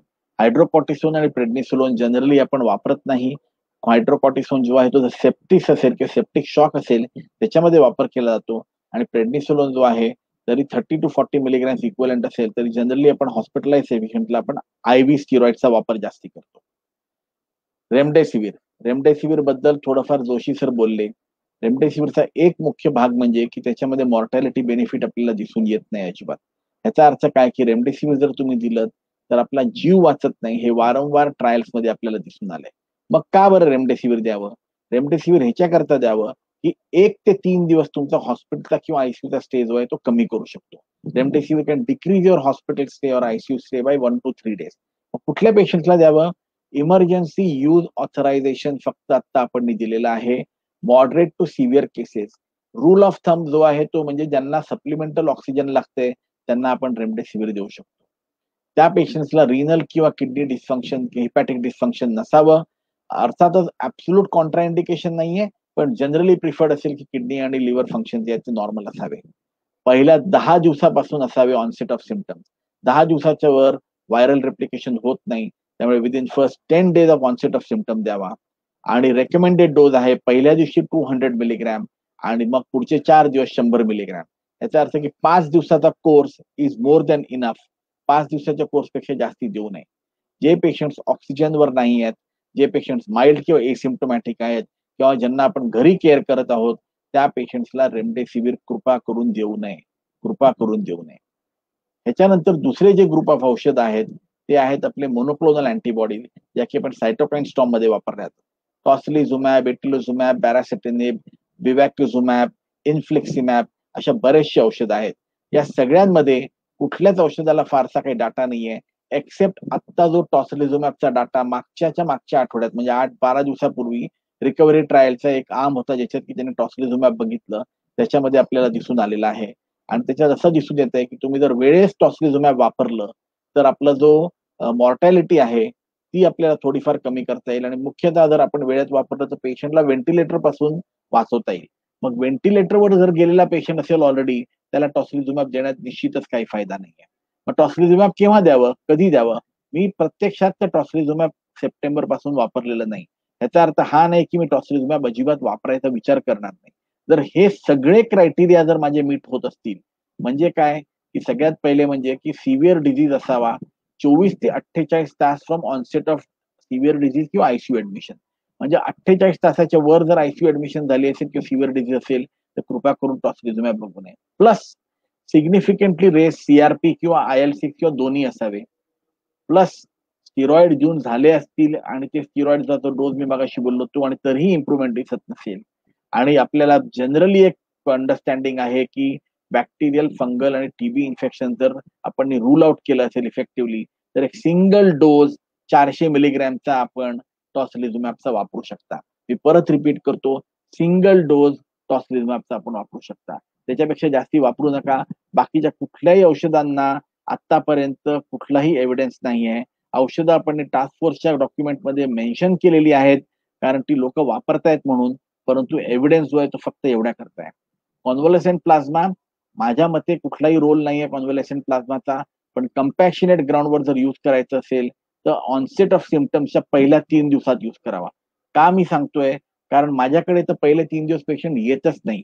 हॉस्पिटलमध्ये देखील पेशंट येत नाहीत, आयसीयू तर दूरची गोष्ट आहे. त्यामुळे एकाही पेशंटला मी आतापर्यंत प्लाझ्मा वापरलेला नाहीये पूर्ण पॅन्डेमिक मध्ये.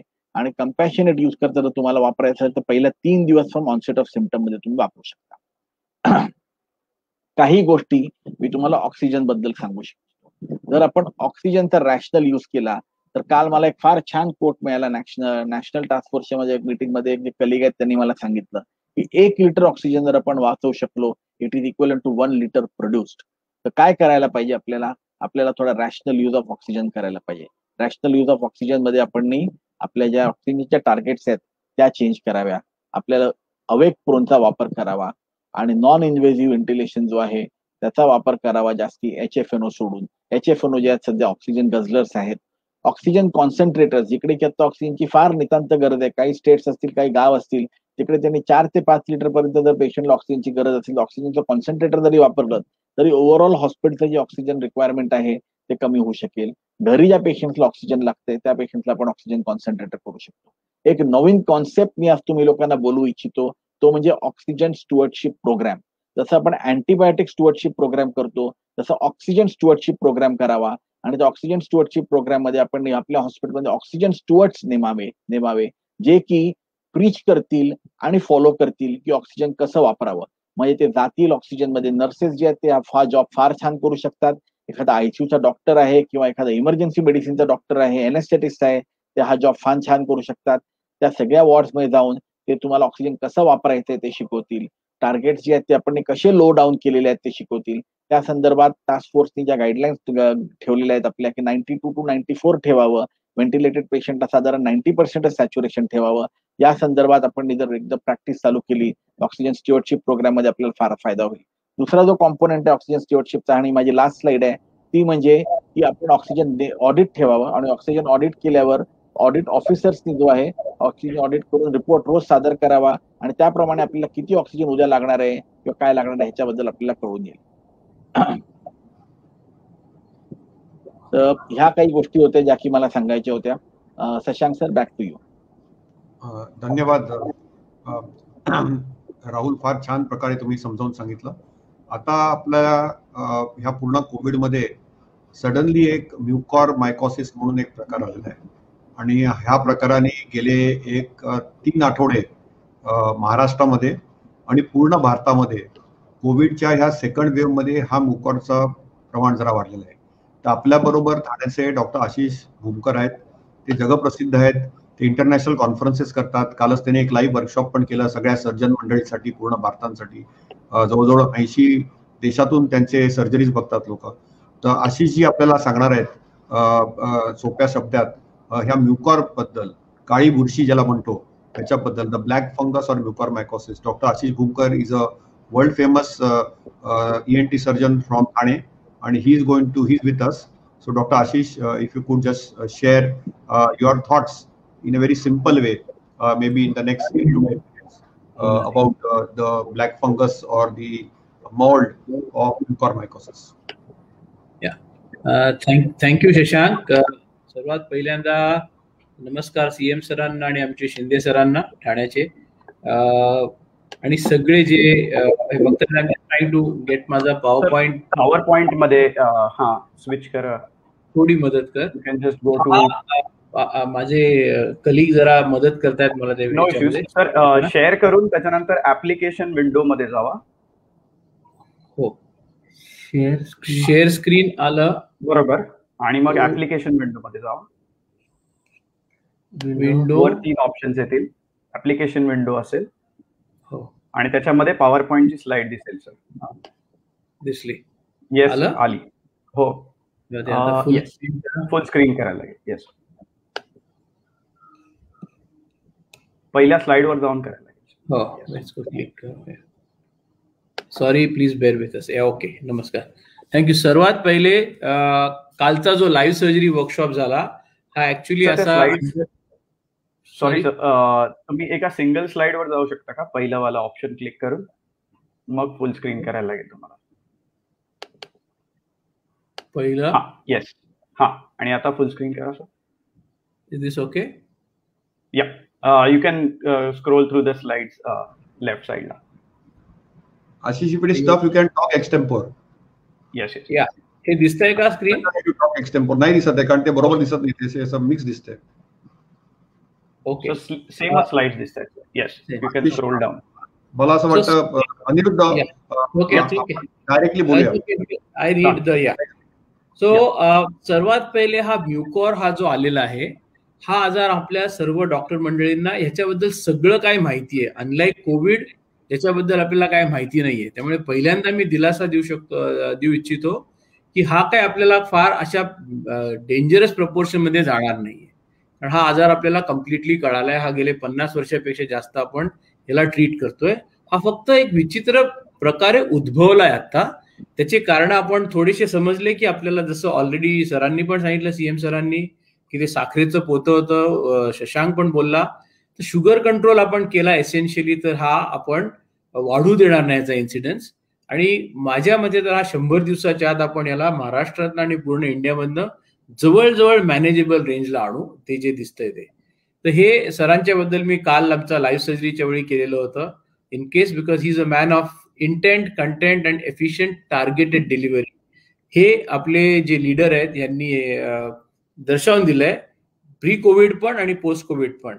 आणि सरांचं, सीएम सरांचा जो शब्द हे आहे, चॉईस ऑफ वर्ड्स, आणि मुख्य म्हणजे त्यांचा टोन. मी ENT सर्जन आहे, त्यांच्या व्हॉइसच्या टोन मध्ये जे मॅजिक आहे, जो एक आपुलकीचा त्यांच्या ह्याच्यात येतो, तसं माझी आई पण त्यांना एक मोठा भाऊ समजते. आणि हे it's very important that we have a leader like this. अरे, आज रात्री 8 वाजता उद्धव घरी येणार आहे, हे जे सेंटिमेंट आहे का लीडरचं, I think this is where the real treatment is beginning. आणि असं उद्धव म्हणण्याचं कोणत्या तरी एका वयस्कर बाईंनी किंवा इव्हन यंग मुलांनी, हे खूप मोठं भाग्य आहे की एखाद्या माणसाला अशा टाईपचं टायटल येतं. नाहीतर विथ फॉर्मॅलिटी सगळेजण जी करत बसतात. Coming to this black fungus, आपल्याला पहिले 1-1.5 वर्षापूर्वी व्हायरसने आणलं, त्याच्यानंतर fungus was logical for it to come, असं आपल्याला हाइंडसाईटनी वाटतंय. माझी भीती आहे की याच्यानंतर एखादा बॅक्टेरिया येईल का काय, पण याच्याबद्दल मी फक्त टास्क फोर्समध्ये बोलेन. आता हा मेडिकली हा फार प्रॉब्लेम छोटा होता, आणि administrative it is a very big problem that we all know. कारण आपण ऍक्च्युली कोविड व्हायरसला ट्रीट करतच नाहीये. त्याच्यापासून येणारे जे कॉम्प्लिकेशन्स आहेत त्यांना आपण प्रिव्हेंट करतोय, अर्ली डिटेक्ट करतोय आणि कंट्रोल करून जीव वाचवतोय. बट म्युकॉर बद्दल पण एक्झॅक्टली सेम आहे. म्हणजे हा खूप छोटा मेडिकल आणि सर्जिकल प्रॉब्लेम आहे. हा काय फार मोठा नाही. आणि याचं मूळ ऍक्च्युली जातं कुठे, की आपण सर्वात पहिला जो प्रश्न विचारला हाच चुकीचा विचारला. आपण विचारलं की how can we treat covid. ह्याच्यामध्ये बरंच काहीतरी आपल्यावर कंपल्शन झाले. आपला प्रश्न should have been how does covid get cured. ह्याचं नॅचरल प्रोग्रेस काय आहे ह्या आजाराचा, हा नॅचरल प्रमाणे कसा मनुष्य ह्याच्यापासून बरा होतो. आणि याच्यामुळे आपलं सगळं ट्रीटमेंट, टॅबलेट्स, पिल्स, इंजेक्शन, ह्याच्या भोवती सगळं आपला गेम सगळा ट्रीटमेंटचा सुरू झाला. आणि म्युकॉर हे पार्टली का होईना, आपल्याला अजून समज यायची का बरं ते आलं, पण पार्टली का होईना ह्या बेसिसवरती झालेलं आहे. कारण ह्या सगळ्या गोळ्या आणि ह्याच्यामुळे आपलं कुठेतरी इम्युन रिस्पॉन्स बदलत चाललाय किंवा बदलल्या गेलाय काही स्पेसिफिक पेशंट्समध्ये, सगळ्यांमध्ये असं नाही. तर एखाद्या एरियामध्ये मी बाकीच्या पब्लिक प्लॅटफॉर्मवर सांगतो की एखाद्या लोकॅलिटीमधनं एक माणूस म्हणतो मला सगळ्या मांजरी काढून टाकायच्या आहेत, तर त्या सगळ्या मांजरी काढून टाकतो, पण त्या मांजरी निघून गेल्या की मग रॅट्स तिथे खूप यायला लागतात. मांजरी निघून गेले की उंदीर आले, आणि उंदीर आले की त्यांच्या पाठोपाठ साप येतो. हा एक पॉइझनस स्नेक आलेला आहे, जो आपण काहीतरी करायला गेलोय कोविडच्या पेशंटला किंवा कोविडमुळे, आणि त्याच्यानंतर होणारा हा एक पॉइझनस स्नेक म्युकॉर आहे. पण ह्याच्यावरती आपल्याकडे उपचार आहे. हा उपचार म्हणजे आपण हे ग्राफिकली मी दाखवतोय की कोविड झाल्यानंतर आपण उपचार करतो, आणि काही स्पेसिफिक जणांना एक मी टर्म इथे इंट्रोड्यूस करणार आहे की एक हायटन्ड हायपरग्लायसिमिया. शुगर तर वाढते हे आपल्याला पहिल्यापासूनच कळत होतं, पण ही वर जाऊन राहते. म्हणजे ज्यांना पूर्वी डायबिटीस नव्हता तरी पण त्यांना कोविडमुळे कोविड इंड्युस्ड हाय शुगर झाले, तर त्याला डायबिटीस म्हणायचं का नाही हे शशांक आणि ते एक्सपर्ट्स म्हणतील. पण हायटन्ड हायपरग्लायसिमिया, जे मी सरांना सांगताना म्हटलं की एक साखरेचं पोतं होतं ह्या पेशंटचं, आणि ते सतत राहतं, खूप जास्त काळासाठी राहतं. एक दिवस एक सडनली स्पाइक आला असं नाही, 5, 6, 10 दिवस राहिलं तर शरीरात काहीतरी बदलाव येतात. Because I am talking to the doctor people, मला आपले ट्रीटमेंट स्ट्रॅटेजीज ह्या अंडरस्टँडिंगवर आहेत म्हणून सांगतो. आपल्या ब्लड वेसलमध्ये रेड ब्लड सेल्स आहेत, पण ह्याच्यातलं जेव्हा शुगर तुमचं वाढतं तेव्हा या शुगर आणि या ब्लडच्या ह्याच्यामध्ये एक तुम्हाला फ्री आयर्न तुमच्या ब्लडमध्ये यायला लागतं, आणि हे फ्री आयर्न हे मॅग्नेट आहे. या डेंजरस म्युकर, ह्याला आपण ब्लॅक अँट सारखं समजूया फॉर ग्राफिकल रिझन्स, की एखादा मुंगळा आहे, तो खूप डेंजरस मुंगळा आहे, ह्या शुगरला तो अट्रॅक्ट होतो. त्याचं खाद्य म्हणजे हे शुगर कोटेड आयर्न आहे. सो आपली प्रिव्हेंटिव्ह स्ट्रॅटेजी जी आहे ती म्हणून sugar control, sugar control, sugar कंट्रोलवर आहे.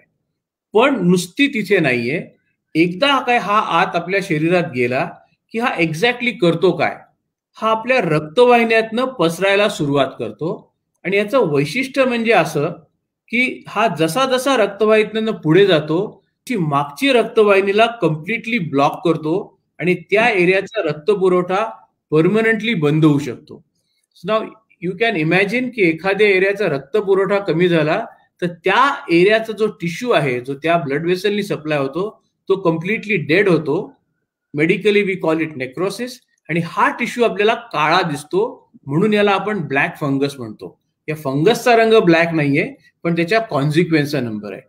आता हे समजणं का इम्पॉर्टंट आहे की जर का आपल्याला जर का नेक्रोसिस इथे असेल तर आपण आता जे काय तो ब्लॉक करतो त्या ब्लड वेसलला, आता ह्याच्यात आपण जर का इंजेक्शन किती पण महागाचं असो आपण या ब्लड वेसलमध्ये दिलं तर ते इथे जाऊन अडकून बसतं, ते या फंगसला पोचू शकत नाही आणि म्हणून मारू शकत नाही. तर सर्वात इम्पॉर्टंट स्टेप जी आहे की हा जो ब्लॉक आहे या नेक्रोसिसमुळे, फंगसमुळे जे नेक्रोसिस झालंय, हा जो ब्लॉक आहे हा पहिल्यांदा निघायला पाहिजे किंवा काढायला पाहिजे. इथे एवढा फक्त सर्जनचा, ENT सर्जनचा रोल येतो. हा ब्लॉक तुम्ही सर्जिकल डिब्राइडमेंटनी, आणि खूप साधे सोपे हे सायनस सर्जरी जे करतात त्या लोकांनाही करता येते. फक्त पूर्णपणे सर्जिकल डिब्राइडमेंट झाली तर आणि तरच तुमचा हे सर्जन फक्त गार्बेज क्लिअरन्स करतो, त्याला काय फार मोठं काय करत नाही तो, पण ते केल्याशिवाय तुमचं जे इंजेक्शन आहे ते तुमच्या त्या फंगस पर्यंत पोहोचू शकत नाही. त्यामुळे सर्जरीचा हा छोटा कॉम्पोनंट आहे पण फार इम्पॉर्टंट फर्स्ट स्टेप कॉम्पोनंट आहे. आणि मग एकदा ते एम्फोट्रेसिन B सारखं इंजेक्शन पोहोचलं तर गॅरंटीड हा म्युकॉरमायकोसिसचा फंगस नष्ट होतो. तो 7 ते 10 दिवसात. अशा पेशंटला उगाच 30 आणि 40 दिवस हे महागाचं इंजेक्शन ज्याचा किडनीवर दुष्परिणाम आहे हे द्यायची गरज पडत नाही. हे सर्वसाधारणपणे सोपं होण्यासाठी आम्ही एक MRI ही एक मात्र इन्व्हेस्टिगेशन आहे ज्याच्यात आपल्याला कळू शकतं की कोणकोणत्या सायनसच्या खोल्यांमध्ये किंवा सायनसच्या मागच्या खोल्यांमध्ये हा फंगस दडलेला आहे, आणि याला संपूर्णपणे काढून टाकणं अतिशय महत्वाचं आहे.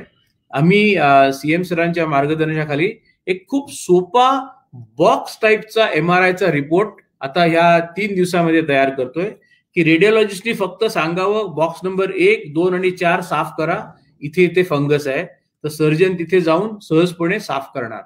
ते साफ केल्यानंतर दुसऱ्या किंवा तिसऱ्या दिवशी पेशंटचं CRP आणि ESR रॅपिडली खाली येत जातं. सो सहजपणे आपल्याला ह्या म्युकॉरवरती मात करता येईल. आपल्याकडे सुपरमॅन आहे जो हे करणार आहे. ह्या सुपरमॅनला आम्ही शुगरमॅन म्हणतो, जो आमचा लाडका शशांक आहे. आणि Shashank I am using as a metaphor. Shashank, Rahul and all the physicians. Mucor हा फिजिशियनचा प्रॉब्लेम आहे. ENT सर्जन त्याला फक्त सर्जरी करून बरे करणार, औषधाला त्या जागी पोचण्यासाठी. हे महत्वाचं आहे. शुगर कंट्रोल केली की ऑटोमॅटिकली म्युकॉरचे फंगसला खाद्य मिळणार नाही, त्यांचा काउंट ऑटोमॅटिकली कमी होणार आणि साइड बाय साइड आपण डिब्राइडमेंट केली की आपलं महागाचं इंजेक्शन जे एम्फोट्रेसिन B आहे हे योग्य ठिकाणी पोहोचून we are going to clear it. I want to bring a little attention, कारण जनरल प्रॅक्टिशनर्स आहेत. मायक्रोबायोम, आपल्या शरीराचं जे संतुलन आहे, प्रत्येकाची जी शरीराची ठेवण आहे, हे लाईक अ मायक्रोबायोम, निसर्गाचा जसा बॅलन्स आहे असा एक बॅलन्स आहे. याच्याकडे आपण लक्ष द्यायला पाहिजे. उगाच अँटीबायोटिक्स, उगाच ABC अँटीबायोटिक घेऊन असा होप मध्ये की हे कदाचित काम करेल, आय थिंक ती वेळ गेलेली आहे. कारण म्युकॉरने आपल्याला थोडासा आरसा दाखवलाय की एक्सेसिव्ह यूज आणि wrong use of antibiotics can invite trouble. So आपल्याला ह्या प्रोटोकॉल्सला बघायला पाहिजे. आमच्याकडनं आम्ही ENT सर्जन्स आम्ही डेफिनेटली एक सर्जिकल टीम करणार आहे आणि 100च्या वर व्हेरी कॉम्पिटंट इन 1 वीक सगळ्यांना प्रोटोकॉल करून रोज. शिंदे सरांनी काल जवळजवळ 2 तास आमची सर्जरी बघितली आहे आणि असे सर्जिकल ट्रेनिंग प्रोग्राम्स आम्ही करून we are going to create a force of very competent surgeons जे ते डिब्राइडमेंट करतील आणि will give back the patient to Shashank and Rahul and others for them to treat medically. कारण किडनीवरती पण आपल्याला फार लक्ष देणं गरजेचं आहे. सर, तुमच्याकडनं आम्हाला फक्त आणि फक्त एक क्रेडिबल कम्युनिकेशन. आता कोविड बद्दल खूप पॅनिक आलं, निदान म्युकॉर बद्दल पॅनिक येऊ नये ह्यासाठी एक क्रेडिबल कम्युनिकेशन सेंटर आणि हे सुरू करायचं आहे. आणि all that we need from you sir is a reasonable supply or adequate supply of that injection amphotericin B. तर it is not like remdesivir, there is no option. We have to use it and it cures mucormycosis. एवढंच मला सांगायचंय. And if we get to do this we promise you victory. आपण पहिल्यांदाच बोलले की हा war cry आहे. This is your clarion call and we as your dedicated soldiers will not let you down. Thank you so much. धन्यवाद आशिष. आणि आपल्या बरोबर एकनाथ शिंदेजी पण आज आलेले आहेत, ते माननीय मंत्री आहेत. आणि मी आता डॉक्टर लहाने, प्रोफेसर लहाने आमचे जे लाडके director of medical education research आहेत, जगप्रसिद्ध नेत्ररोग तज्ज्ञ आहेत, त्यांना थोडं सांगेन की मार्गदर्शन करा. ते आमचे सगळ्यांचे, ज्यांना आम्ही म्हणतो दादा आहेत, म्हणजे जसे ठाण्याचे भाई आहेत एकनाथजी, तसे आमच्या डॉक्टरांचे भाई आहेत तात्यारावजी. नमस्कार शशांक. नमस्कार माननीय मुख्यमंत्री महोदय आणि माननीय शिंदे सर, माझे सर्व सहकारी जे टास्क फोर्सचे सहकारी आहेत. शशांकने जसं सांगितलं की ज्या आता संचालक म्हणल्यानंतर बऱ्याचशा गोष्टी कराव्या लागतात, पण आपण सुरुवातीला माननीय मुख्यमंत्री महोदयांना ऐकलं आहे आणि आपण आज मुख्यमंत्री महोदयांनी प्राथमिक आरोग्य केंद्रापासून, म्हणजे खेड्यामध्ये जो डॉक्टर आहे तो माझा डॉक्टर, इथपासून ती सुरुवात केली आहे. आणि आपल्या सगळ्यांचं मनोधैर्य आणखी वाढवण्यासाठी त्यांनी खूप मोठं आपल्यासाठी सांगितलंय की तुम्ही सगळेजण देव आहात आणि आपण ठरवलं, म्हणजे आपण फॅमिली डॉक्टर आहात आणि आपण ठरवलं तर निश्चितच या सगळ्या आपण या करोनाला रोखू शकू. आणि म्हणून आपल्या सगळ्यांनी मिळून एकत्र काम करायचं आहे. आणि हे काम करत असताना जसं सर्वांनी सांगितलंय की आपण लहान लहान गोष्टी बघायच्या आहेत, ते म्हणजे आपला त्या पेशंटला लवकर निदान कसं करता येईल, त्याचा ऑक्सिजन कसं बघता येईल, त्याला लवकर कधी ऍडमिट करावं लागेल किंवा होम क्वारंटाईन कधी करायचं आहे. आणि मी नेहमी सांगत असतो की आपल्याकडे ब्रॉड डेटचे पेशंट, 24 तासामध्ये मृत्यू होणाऱ्या पेशंटची संख्या खूप आहे.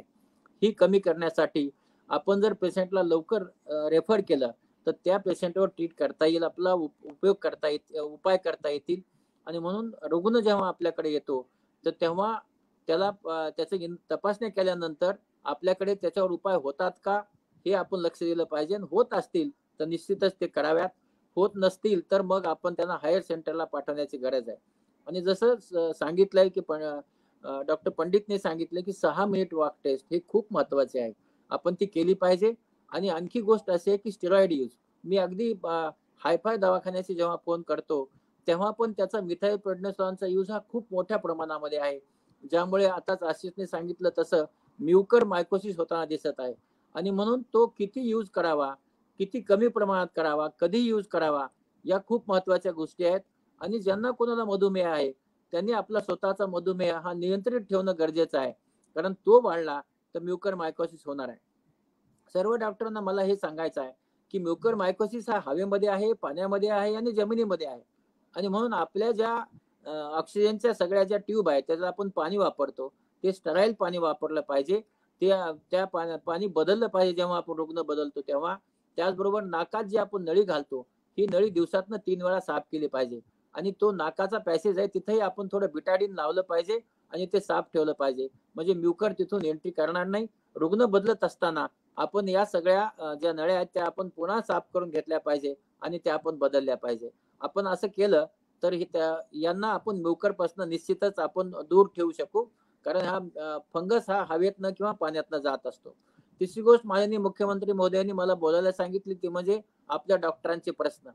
माननीय मुख्यमंत्री महोदय हे गेली 1 वर्षभर आपण पाहतो आहे की इतक्या सुहृदयीपणे आपल्या सर्वांना मदत करत आहेत. आणि आता जसं आशिषनी सांगितलं, मी मुख्यमंत्री महोदयांना सांगू इच्छितो की सर, जेव्हा आपण बोलता तेव्हा घरातला, कुटुंबातला कुणीतरी आपली काळजी घेणारा, आपल्यावर मायेने पाहणारा आणि आपला सगळी मदत करणारा असा मनुष्य म्हणून प्रत्येक जण तुमच्यावर प्रेम करतं सर. आणि त्यामुळे तुम्ही जी आज लीड करताय, आज आपण असं म्हणूया की हे जे कोविड धनुष्य आहे, हे इतकं कठीण कोविड धनुष्य आपण हे सगळं लीड करत पुढे चाललाय सर. त्यामुळं सर्व जणांचा तुमच्यावर खूप मोठा तुम्ही आधार आहात. आणि सरांनी असं सांगितलंय की आपल्याकडे जसं डॉक्टर ओक सरांनी सांगितलं की कॉन्ट्रॅक्ट बेसिसचे लोक आहेत, ते कायमस्वरूपी नाहीत. आडवाक मधल्या काळामध्ये सर थोडासे दिवस आडवाकच्या ऑर्डर थोड्या उशीर झाल्या होत्या, पण माननीय नामदार अमित देशमुख साहेबांनी यामध्ये पुढाकार घेऊन या कालच 406 लोकांचे आदेश दिले आहेत. त्याचबरोबर जे लेक्चरर काम करतायत, ज्यांना कायमस्वरूपी नाहीत, जे 2 वर्षाचे आहेत, त्याच्यासाठी कॅबिनेटला आपण हा ठराव आणून त्यांना कायमस्वरूपी करत आहोत. आणि म्हणून ज्या यांचे डॉक्टरांचे जे प्रश्न असतील ते प्रश्न 100% सोडवण्यासाठी माननीय मुख्यमंत्री महोदयांनी शब्द दिला आहे त्यांचा. त्याप्रमाणे त्यांना जसं जे काही मदत करता येईल नियमामध्ये बसून ती सगळी मदत जी आहे ते करण्यासाठीचे जे काही प्रस्ताव आहेत ते आम्ही नक्की सादर करू. आणि पुन्हा एकदा सर्वांनाच मी सांगतो की आपण सगळ्यांनी ठरवलं, आपण सगळेजण. त्यात आणखी एक गोष्ट सांगायची राहिली ते म्हणजे आयुष डॉक्टर पण याच्यामध्ये फार मोठ्या संख्येने आता जॉईन झाले आहेत. आणि आयुषना पण आपण ॲडज्युअंट ट्रीटमेंट म्हणून आपल्याला ही ट्रीटमेंट देण्यासाठी माननीय मुख्यमंत्री महोदयांनी 2 आपल्या जे ॲडवायझरी आहेत ते दिले आहेत. आणि म्हणून आयुषची ट्रीटमेंट ही सर्व ठिकाणी जेव्हा रुग्ण हो म्हणेल, रुग्णाचा होकार असेल तर ती तुम्हाला देता येईल. आणि म्हणून आयुषच्या डॉक्टरनेही पुढे सरसावून यामध्ये सहभाग घेऊन यांना जितकी इम्युनिटी आणणं शक्य आहे, ज्यांना औषध उपचार करणं शक्य आहे, ते सर्व करायचं आहे. आणि मला असं वाटतं की तुम्ही सगळेजण मिळून आपण एक असं इंटिग्रेटेड ट्रीटमेंट करत आहोत. फक्त ॲलोपॅथी नाही तर सर्वच आयुष्य आणि ॲलोपॅथी मिळून औषध उपचार करूया आणि या आजाराला बाहेर ठेवूया. नमस्कार. धन्यवाद सर. लहाने सर धन्यवाद. भरपूर प्रश्न आलेले आहेत. जवळजवळ 14,000च्या वरती डॉक्टर मंडळी आपली जॉईन झालेली आज आणि प्रश्न उत्तर खूप आहेत. राहुल, तुला एक प्रश्न आहे, कोणी विचारलेला आहे की पेगायलेटेड इंटरफेरॉन म्हणून एक नवीन प्रकार आलाय, तर त्याच्याबद्दल जरा 2 शब्द पटकन बोल. आणि मग मी ओक सरांकडे जाईन एक प्रश्न आणि मी एक प्रश्न घेईन आणि नंतर मग आपण माननीय मुख्यमंत्र्यांना सांगूया. मग आपण ह्या भरपूर जेवढे प्रश्न आहेत त्या सगळ्या प्रश्नांचं उत्तर आपण द्यायचा प्रयत्न करू. आणि दुसरी एक गोष्ट अशी आहे की आपण हा पूर्ण प्रोग्रामचा एक व्हिडिओ लाईव्ह करू. याचे सगळे स्लाइड किट्स आहेत. आणि मी आभार मानू इच्छितो लहाने सरांचा. आणि त्यांच्याच बरोबर त्यांनी रिक्वेस्ट केली होती, डॉक्टर उत्तुरे सर आहेत जे आपले महाराष्ट्र मेडिकल काउन्सिलचे अध्यक्ष आहेत, त्यांनी सगळ्या डॉक्टर मंडळींना बोलवलं आणि आपल्या सगळ्या आयुष डॉक्टरांचं, जसं लहाने सर म्हणाले की आपण सगळे आमचे आधारस्तंभ आहात. तुम्ही होमिओपॅथी असाल, तुम्ही आयुर्वेदात असाल, युनानीमध्ये असाल, तरी आपण सगळे एकच आहोत आणि हा पूर्ण लढा आपल्याला एकत्रच लढायचा आहे. त्यामुळे मी सगळ्यांचाच आभारी आहे आणि सगळ्यांनीच आपण कोविडला मात करायची आहे. सगळ्यांचा आपल्याला हातभार लागणार आहे. राहुलजी, ह्या इंटरफेरॉनचे जे इंजेक्शन आलेलं आहे पेगायलेटेड इंटरफेरॉन, त्याच्याबद्दल एक 2 शब्द बोला पटकन. हो, इंटरफेरॉन जे आहेत ते काही नवीन नाही आहेत. आपल्याला माहिती आहे की इंटरफेरॉन मध्ये अँटीव्हायरल प्रॉपर्टीज असतात आणि पेगेलेटेड इंटरफेरॉन जे आता नवीन आलेले त्याचा वापर जो आहे त्याच्या 2 स्टडीज झाल्या होत्या, फेज 2 आणि फेज 3. त्याचा वापर जो आहे कोविडच्या मॉडरेट पेशंट्समध्ये केला गेला आणि मॉडरेट पेशंट्समध्ये केल्यावर आपल्याला असं दिसलं की ते पेशंट जे आहेत ते सिव्हिअर होण्यापेक्षा ऐवजी ऍक्च्युली हळूहळू बरे झाले. पेग्युलेटेड इंटरफेरॉनच्या 2 स्टडीज अवेलेबल आहेत. दे आर आपल्याकडे आता तो पेग्युलेटेड इंटरफेरॉन अवेलेबल पण झालेला आहे. त्याचा वापर तुम्ही मॉडरेट डिझीज मध्ये करू शकता. अजून तो प्राईम टाइम मध्ये अजून येण्याकरता थोडे दिवस लागतील. आय थिंक अजून काय त्याच्या ऑब्झर्वेशन ट्रायल्स होतील, अजून काय स्टडीज होतील त्यानंतर आपल्याला कळेल. परंतु अँटीव्हायरल प्रॉपर्टीज आणि मॉडरेट डिझीजचा जर आपण वापर केला तर त्याचा फार चांगला उपयोग होऊ शकतो. पुन्हा रूल तोच आहे की ज्या सेक्शन मध्ये त्याचा वापर करावा त्याच आजाराच्या सेक्शन मध्ये करायला पाहिजे. जर सिव्हिअर मध्ये केला तर फायदा नाहीये, माइल्ड मध्ये केला तर फायदा नाहीये. मॉडरेट डिझीज करता पेग्युलेटेड इंटरफेरॉनचा पण फायदा करू शकतो हॉस्पिटलाइज पेशंट. ओक सरांना एक प्रश्न आहे की सर तुम्ही बालरोगतज्ञ आहात आणि अशी खूप भीती आहे की लहान मुलांना कोविड झाला तर त्यांना आयसीयू लागलं तर त्यांना ही सगळी जी औषधं आम्ही म्हणालो आहोत ऍडल्ट मध्ये ती लागू पडतात का, आणि हे IVIG जी काय प्रकार आहे ओक सर? तिसरी वेव्ह जी येत आहे, जगात जे काही घडलं की हळूहळू एज ऑफ अफेक्शन कमी होत आहे. त्याचा विचार केला तर 2 ते 18 हा जो वयोगट आहे याच्याबद्दल जास्त काळजी निश्चित आहे. टास्क फोर्सने याच्याबद्दल बैठका केल्यात. आदरणीय मुख्यमंत्र्यांनी पीडियाट्रिशियन्सचा एक वेगळा टास्क फोर्स गठीत केला आहे. हिंदुजा हॉस्पिटलचे नामांकित बालरोग तज्ञ डॉक्टर प्रभू ते काम बघतायत. त्यांच्याशी आमची चर्चा झाली आणि काही स्ट्रेट पॉइंटर्स आहेत. ही सगळीच्या सगळी औषधं थेट आपल्याला लहान मुलांच्या मध्ये, पर्टिक्युलरली वयोगट लहान 10 वर्षाखाली किंवा काय जो आहे ह्याच्यामध्ये वापरता येणार नाहीयेत. दुसरा मुद्दा असा आहे की व्हॅक्सिनेशन हे पाश्चात्य देशांमध्येही 12 ते 18 मध्ये आता ऑगस्ट महिन्याच्या जवळपास सुरू होत आहे. अमेरिकेनं त्याच्या ट्रायल्सही सुरू केल्यात, इंग्लंडमध्येही सुरू आहेत. आपल्याही देशामध्ये कोव्हॅक्सिनच्या अशा ट्रायल्स आता सुरू होत आहेत आणि त्यामुळे व्हॅक्सिन हे जरी एक उत्तर असलं तरी ते द्यायला आपल्याला थोडासा अवधी लागणार आहे. त्यामुळे एक करायला पाहिजे की BCG व्हॅक्सिनेशन, इन्फ्लुएन्झा व्हॅक्सिनेशन आणि MMR व्हॅक्सिनेशन हे आपल्या पाल्यांना, BCG हे तर आपल्या नॅशनल प्रोटोकॉल मध्येच इन्क्लुडेड आहे. MMR आणि इन्फ्लुएन्झा ही महाग असल्यामुळे ऑप्शनल आहेत. पण जितकं कव्हरेज आपल्याला मुलांना त्याचं देता येईल आणि त्याच्यापासून जितकं एक collateral extended T cell guided immunity आपल्याला मुलांना देता येईल तेवढी देण्याचा आपण प्रयत्न करूया. मुलांमधले सिम्पटम्स अत्यंत नॉन स्पेसिफिक असणार आहेत. Sore throat, cold, running nose, irritable child, refusal to eat आणि डायरिया या सिम्पटम्स मधनं बाळ प्रेझेंट होणार आहे. तेव्हा तुम्ही जेव्हा असं बाळ बघाल तेव्हा त्याला कोविड नाही ना याची खातरजमा करण्यासाठी RT-PCR करायला पाहिजे. IVIG इज इम्युनोग्लोब्युलिन काय आहे, लहान मुलांच्या मध्ये मेजॉरिटी मुलांमध्ये 90% जास्त मुलांच्या मध्ये माइल्ड सिम्पटम्स पलीकडे काहीही होणार नाहीये. मुलं आपले आप बरी होणार आहेत. त्यांना आपण यापूर्वी दिलेलं दुसरं व्हॅक्सिनेशन त्यांना रक्षण त्यांचं करणार आहे. परंतु काही मुलांच्या मध्ये एक multisystem inflammatory syndrome MIS, PMIS, paediatric multisystemic inflammatory syndrome नावाचा प्रकार होऊ शकतो.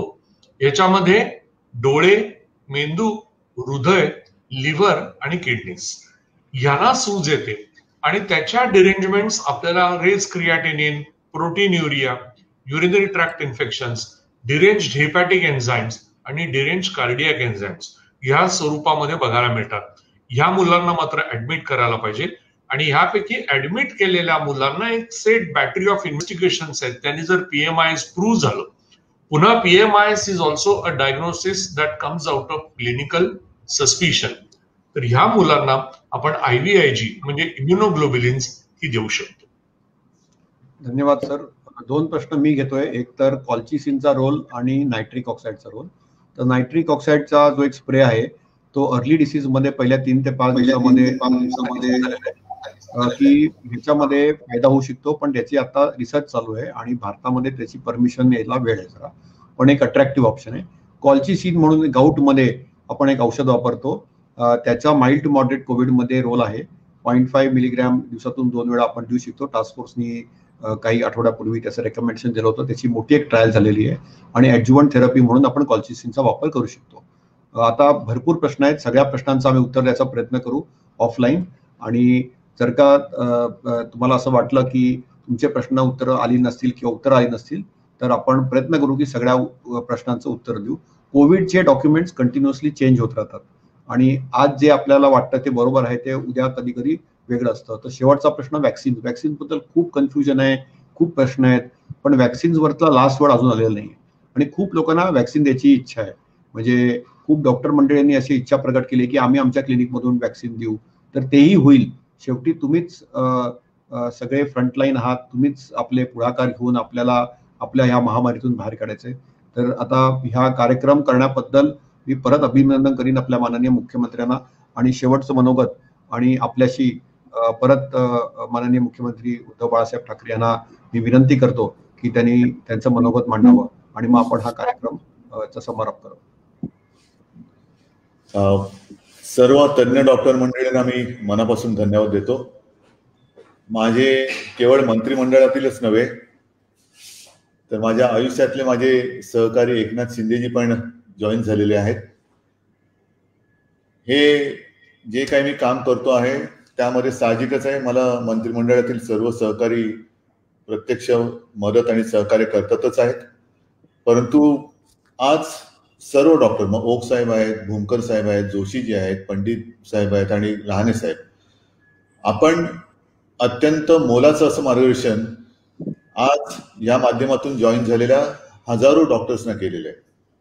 नेमकेपणा उपचार पद्धतीमध्ये असणं हे फार महत्वाचं आहे. हातामध्ये धनुष्यबाण आहे पण त्या बाणाला लक्ष नसेल तर मग त्याचा काहीच उपयोग नाही. त्याला तुम्ही व्यवस्थित लक्ष आणि दिशा दाखवलेली आहे. त्याचबरोबरीने जे 2 मुद्दे आपण शेवटी कव्हर केले त्याच्यात डॉक्टर ओक साहेबांनी सांगितलं की लहान मुलांना जर कोविड झाला तर तो कसा ओळखावा आणि त्याच्यावरती साधारणतः ट्रीटमेंट काय असावी. तर याकरता आपण जसा हा टास्क फोर्स एक निर्माण केलेला आहे तसा पेडियाट्रिशियनचा सुद्धा टास्क फोर्स निर्माण केलेला आहे. आणि जर आवश्यकता असेल तर मला असं वाटतं अशाच पद्धतीने त्यांची सुद्धा एक मीटिंग किंवा मार्गदर्शन करणारी एक काय त्याला म्हणतो ही जी सभा, आता या नेमकं या माध्यमाला काय म्हणायचं हे अजून लक्षात आलेलं नाहीये, पण अशा पद्धतीने तमाम राज्यातील लहान मुलांच्या बालरोग तज्ञांना आपण मार्गदर्शन करू किंवा करावं अशी माझी एक इच्छा आहे.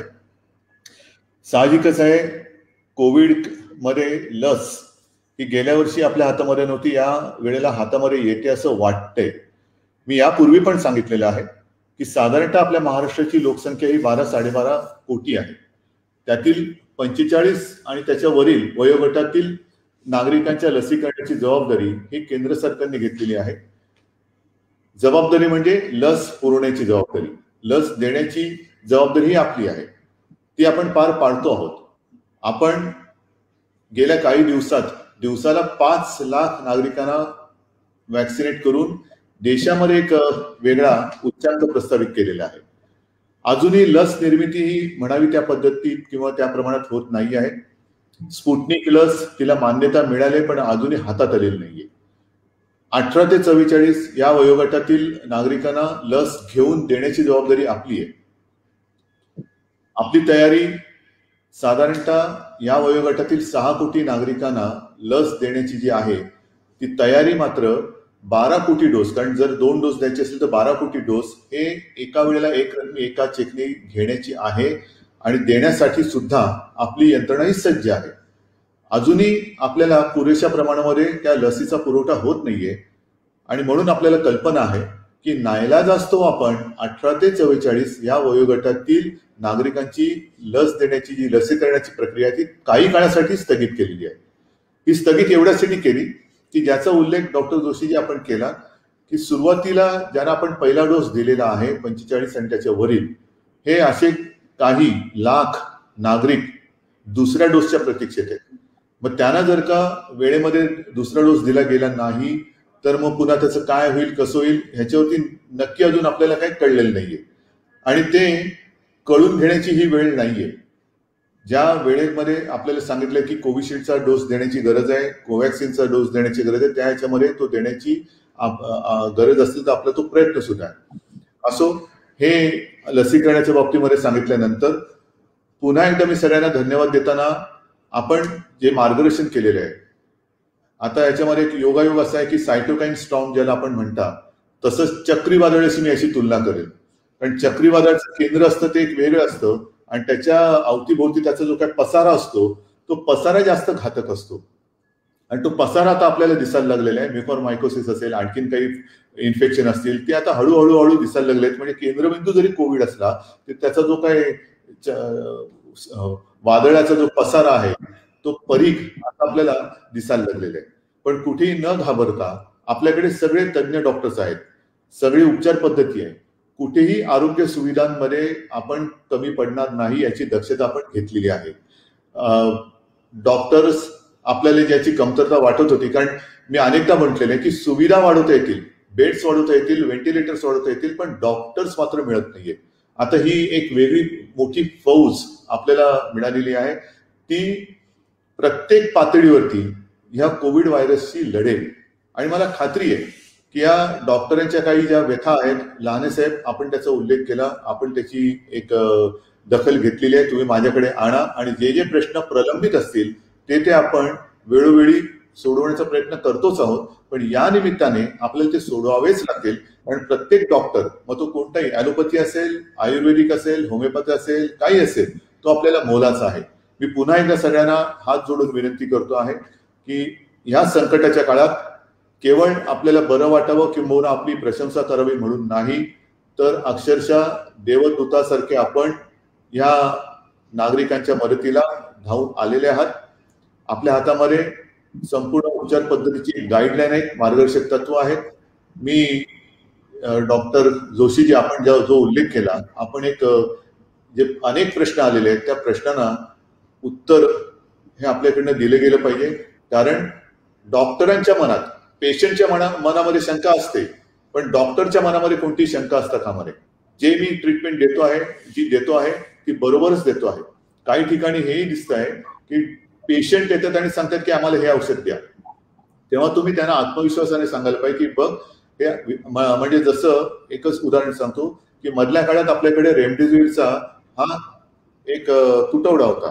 मग अनेक जण त्याच्यावरनं रेमडेसिवीर पाहिजे, तर तुम्ही डॉक्टर्स मंडळींनी त्यांना सांगायला पाहिजे की आमच्याकडे रेमडेसिवीर आहे, पण जर गरज असेल तरच ते मी तुला देईन, गरज नसेल तर तुम्ही दबावाला बळी पडू नका. कारण रोगापेक्षा इलाज भयंकर असं जे काही थोडंसं चित्र होऊ शकतं आहे किंवा झालेलं आहे ते आपल्याला टाळायचं आहे. असो, मी जास्त लांबड न लावता पुन्हा एकदा ह्या बैठकीत सहभागी झालेल्या हजारो डॉक्टर्सना धन्यवाद देतो आहे. आणि महाराष्ट्र हा आपल्यावरती विश्वासून आहे.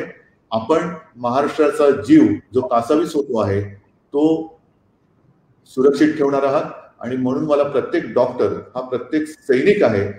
आपल्याला सर्वांना धन्यवाद देतो आणि या लढाईमध्ये नक्की यश मिळो असं आई जगदंबेच्या चरणी प्रार्थना करतो. जय हिंद, जय महाराष्ट्र. धन्यवाद सर. धन्यवाद.